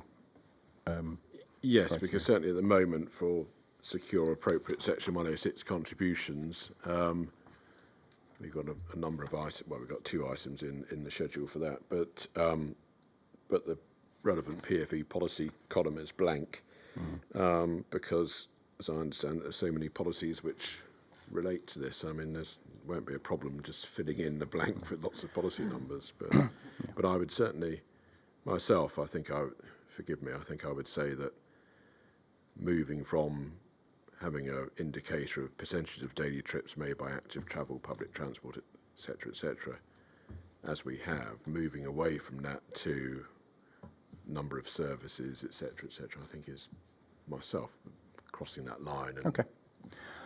Under C7, they will say this, obviously, there may be other things, but on C7, and you may decide that securing appropriate 106 contributions covers that, but obviously C7 is where we've been talking a lot about the transport mitigation and Appendix D and everything else. So it would occur to me, perhaps, given the importance of that policy, drawing that out might be something that would be worth considering at well, certainly from our discussion yesterday about that sequence of considerations in policy C7, the amended C7, so trying to get the numbers down in relation to reliance on the car, etc., and car trips. I mean, you would certainly put C7 in against that first item of increased proportion of daily trips by modes other than, I think this is put C7 in the list as opposed to, and I think under C7 number EV charging points, I think we talk again going back to the ESP discussions, and so there was a differentiation between what was to be provided through building regulations and what, if you like, GMCA were trying to promote as a public infrastructure. I didn't know whether again that was something that the indicator whether there was a particular point that is the indicator looking at public, infrastructure for EV charge points, or in general, or so. Looks to me you like might want to be it's clear general, on that. but I'll just see whether anything total. Yeah, looks like it, doesn't it? Okay. But yes, if you action us in due course to think again about this, or then that's fine. So. Okay. I'll go this way this time. Sorry, you picked up the main point, which is that, you know, obviously we've got a lot of amendments to C7 and they're not covered here. I think I'd be really keen to understand how Appendix D and the implementation of it is going to be monitored. And the other key point, which may be for the local plans, but is the new modification, which incorporates the link to Holcroft Moss and the number of vehicles passing it per day. So it may be that that's linked to what happens in local plans, but just getting that clarification. Thank you. Yeah, it was just coming back to the comment on solar panels on rooftops, if there's a mechanism to have that. It's not under E, but we've probably moved past it. Because obviously these are the overarching policies, aren't they? But each specific policy relating to the sites have items that are to be delivered. So it's just understanding if there's a way of picking those up. Well, that's in a way my response to both to points made by both of you is that the last item in the schedule is monitor delivery as set out in relevant allocation policies. And so, depending on obviously what becomes the allocation policies, the allocations in the first place and the allocation policies in the second place, we know that they've either got relatively short or relatively long or even very long lists of things, and this is committing to monitoring the delivery of all of those items, however many or few of them there are. So that's where they're picked up. Okay, I say the point about if you're monitoring EV charging points, there are other elements of those policies which are in there. So again, it comes back to the overall, what we consider, if anything. It's been a long discussion, but a useful discussion on what needs changing, but these are all suggestions to take into account.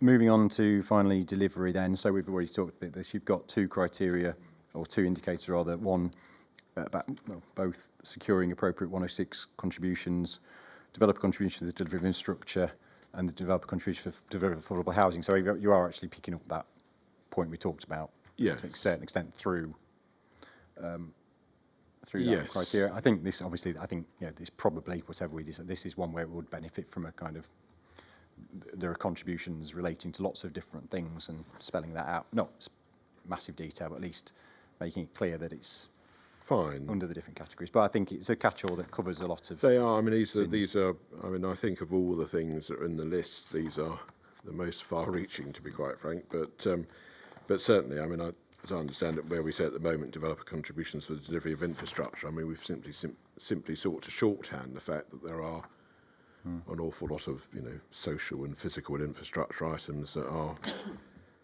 covered. And yes, I mean, if you write to us and say, in due course, can we expand that to spell out or to give instances, EGs, and I'm sure we could do that. Yes, because I suppose it's like, you could, for example, set out what you received for green infrastructure, what you received for school places, what you received for transport, what you received. I think that's the intention. Yeah. I didn't read this as saying like a global, not an overall, a global figure towards everything. No, yeah. I assumed that. I must admit, I'd assumed that this was.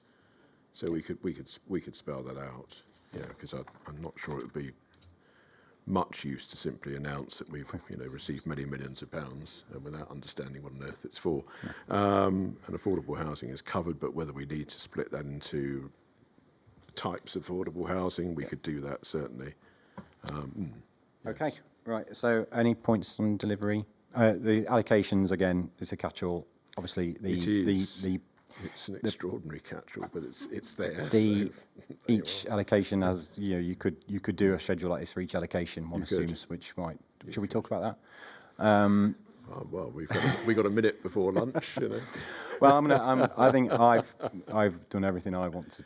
I've got everything I can get out of it. So but again, to be marginally more serious for a nanosecond on my part, I mean, I think the way it's done is fine because yes, you could for each allocation end up saying monitored delivery of, allocation check, whatever it is, number one, the 8 items in it or whatever it is. But I think this catch-all here is fit for purpose, Okay, so thank you.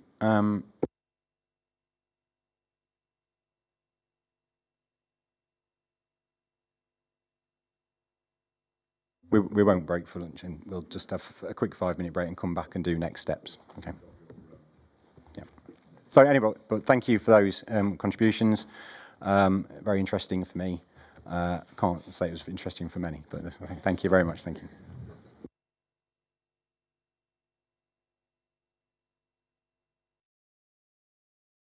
On when we come back. Oh, sorry. We'll make it 10 past then, just so we can have some.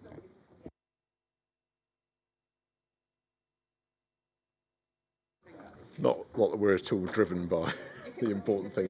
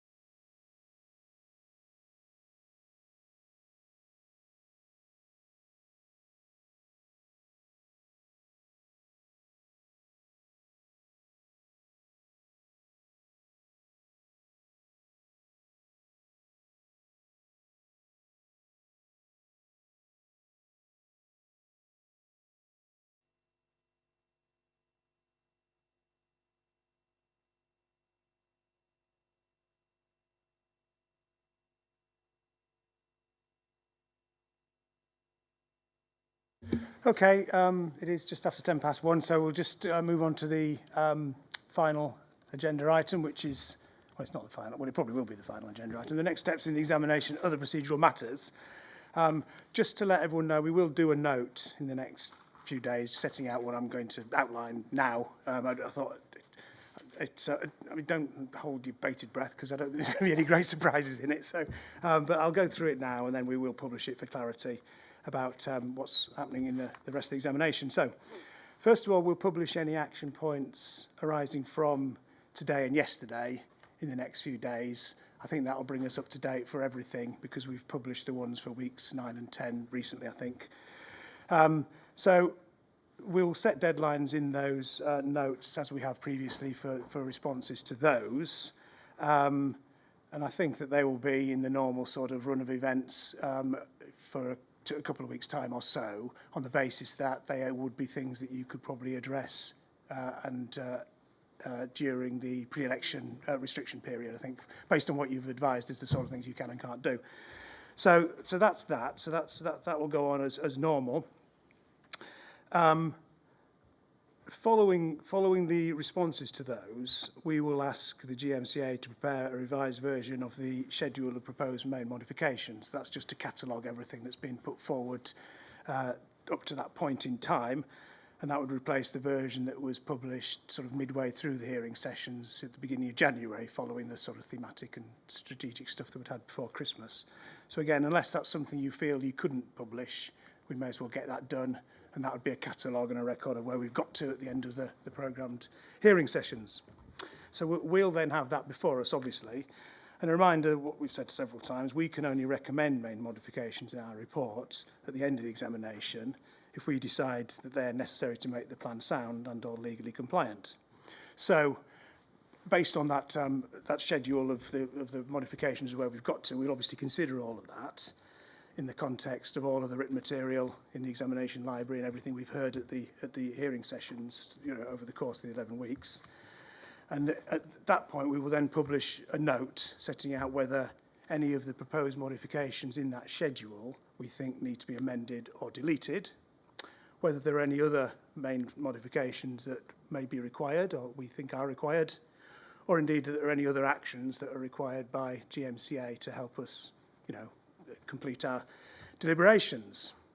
So that note will be published after, or not before, the local elections in the 4th of May. So that's the sort of broad timing for that.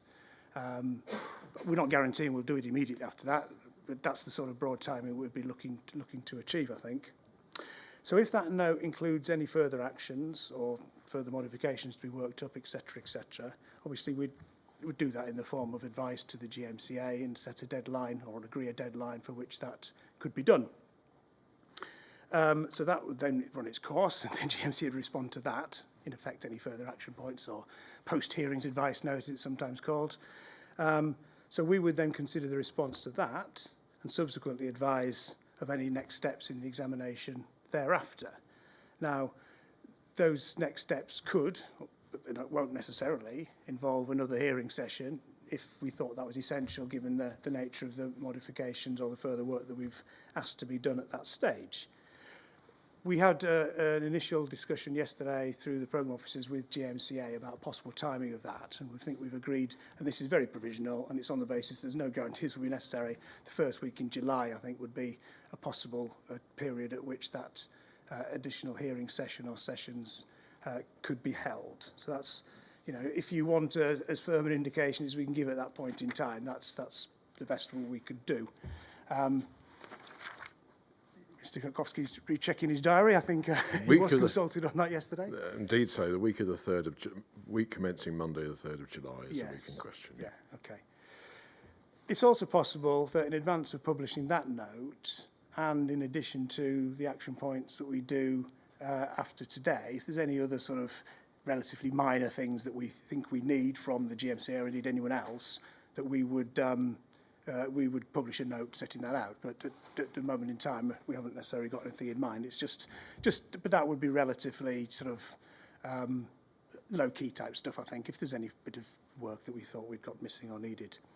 So that's that. And a reminder, and I think you all know this, that no other further written material should be submitted now unless specifically requested by us from the GMCA or other parties. A matter that we've discussed probably before Christmas and after Christmas is the NPPF.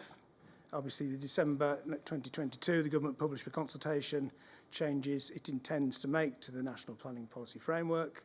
That consultation ended on the 3rd of March. I think the government's stated intention is that it be a revised version of NPPF or a response to the consultation be published in spring or early summer, I think is the phrase that I've heard. I don't know if that's accurate. I don't know if that will happen. But anyway, the long and short of it is we don't know. We don't know what it'll say. We don't know when it'll happen. But if a revised version of the NPPF is published during the examination, we'll consider what, if any, further steps we need to take in addition to those we've referred to above. And I think that just reflects the discussions we've had earlier about that. Again, this is something we would probably set out in our Inspector Note number 1 right at the beginning, but any modifications that we are intending to recommend be made to the plan, it will need to be subject to sustainability appraisal, updates and habitat regulations assessment as appropriate. So that's something I guess that the GMCE just need to think about, timing, programming of that, whenever, now or whatever, to make sure that, because that would need to be done before we move to the next thing I was going to say, the main modifications consultation that would take place, so that the updated sustainability appraisal HRA reports could be published alongside the proposed main modifications for consultation at the appropriate time. And that consultation, as is described in the procedure guide for examinations, should take place or should reflect the form of the consultation in terms of the nature of it and the duration in line with what would be done at Regulation 19 stage. So it's a full public consultation exercise again. You'll all be pleased to know. And obviously that will, we'll ask the GMCA to organise that at the appropriate time.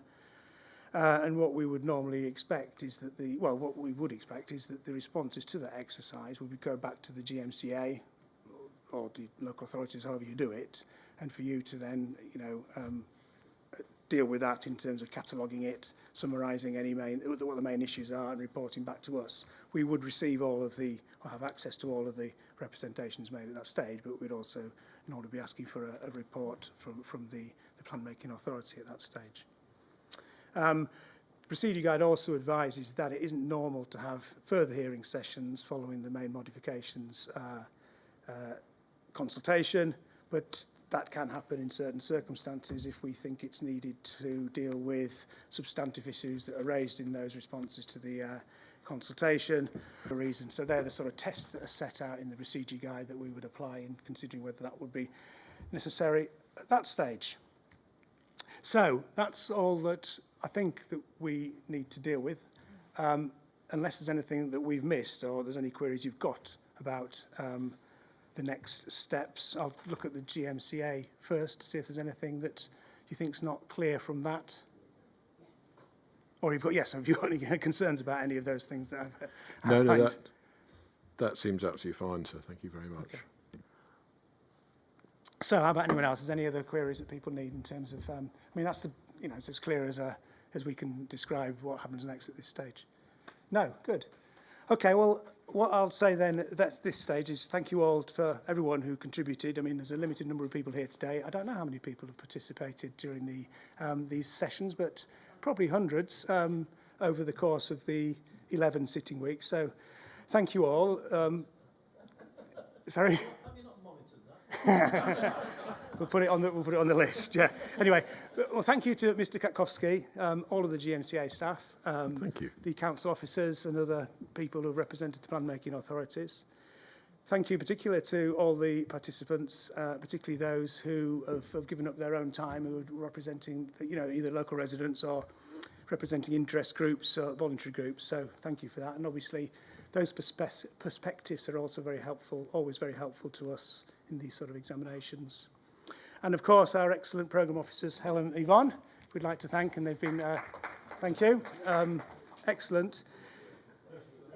Helen's had to leave early today. I think she's moving house tomorrow, isn't she? So she's busy. But anyway, the venue's been excellent. The way the hearing sessions have been organised, both in terms of IT, in procedural, everything's been really, really good. It's run smoothly. And the contributions from participants and everyone else has been helpful to us. And it may not always have given that impression at the time, but it's all part of the process we have to plod through to get what we need from people and to ultimately carry out the duty that we have to decide if the plan is sound and if not, how it could be modified.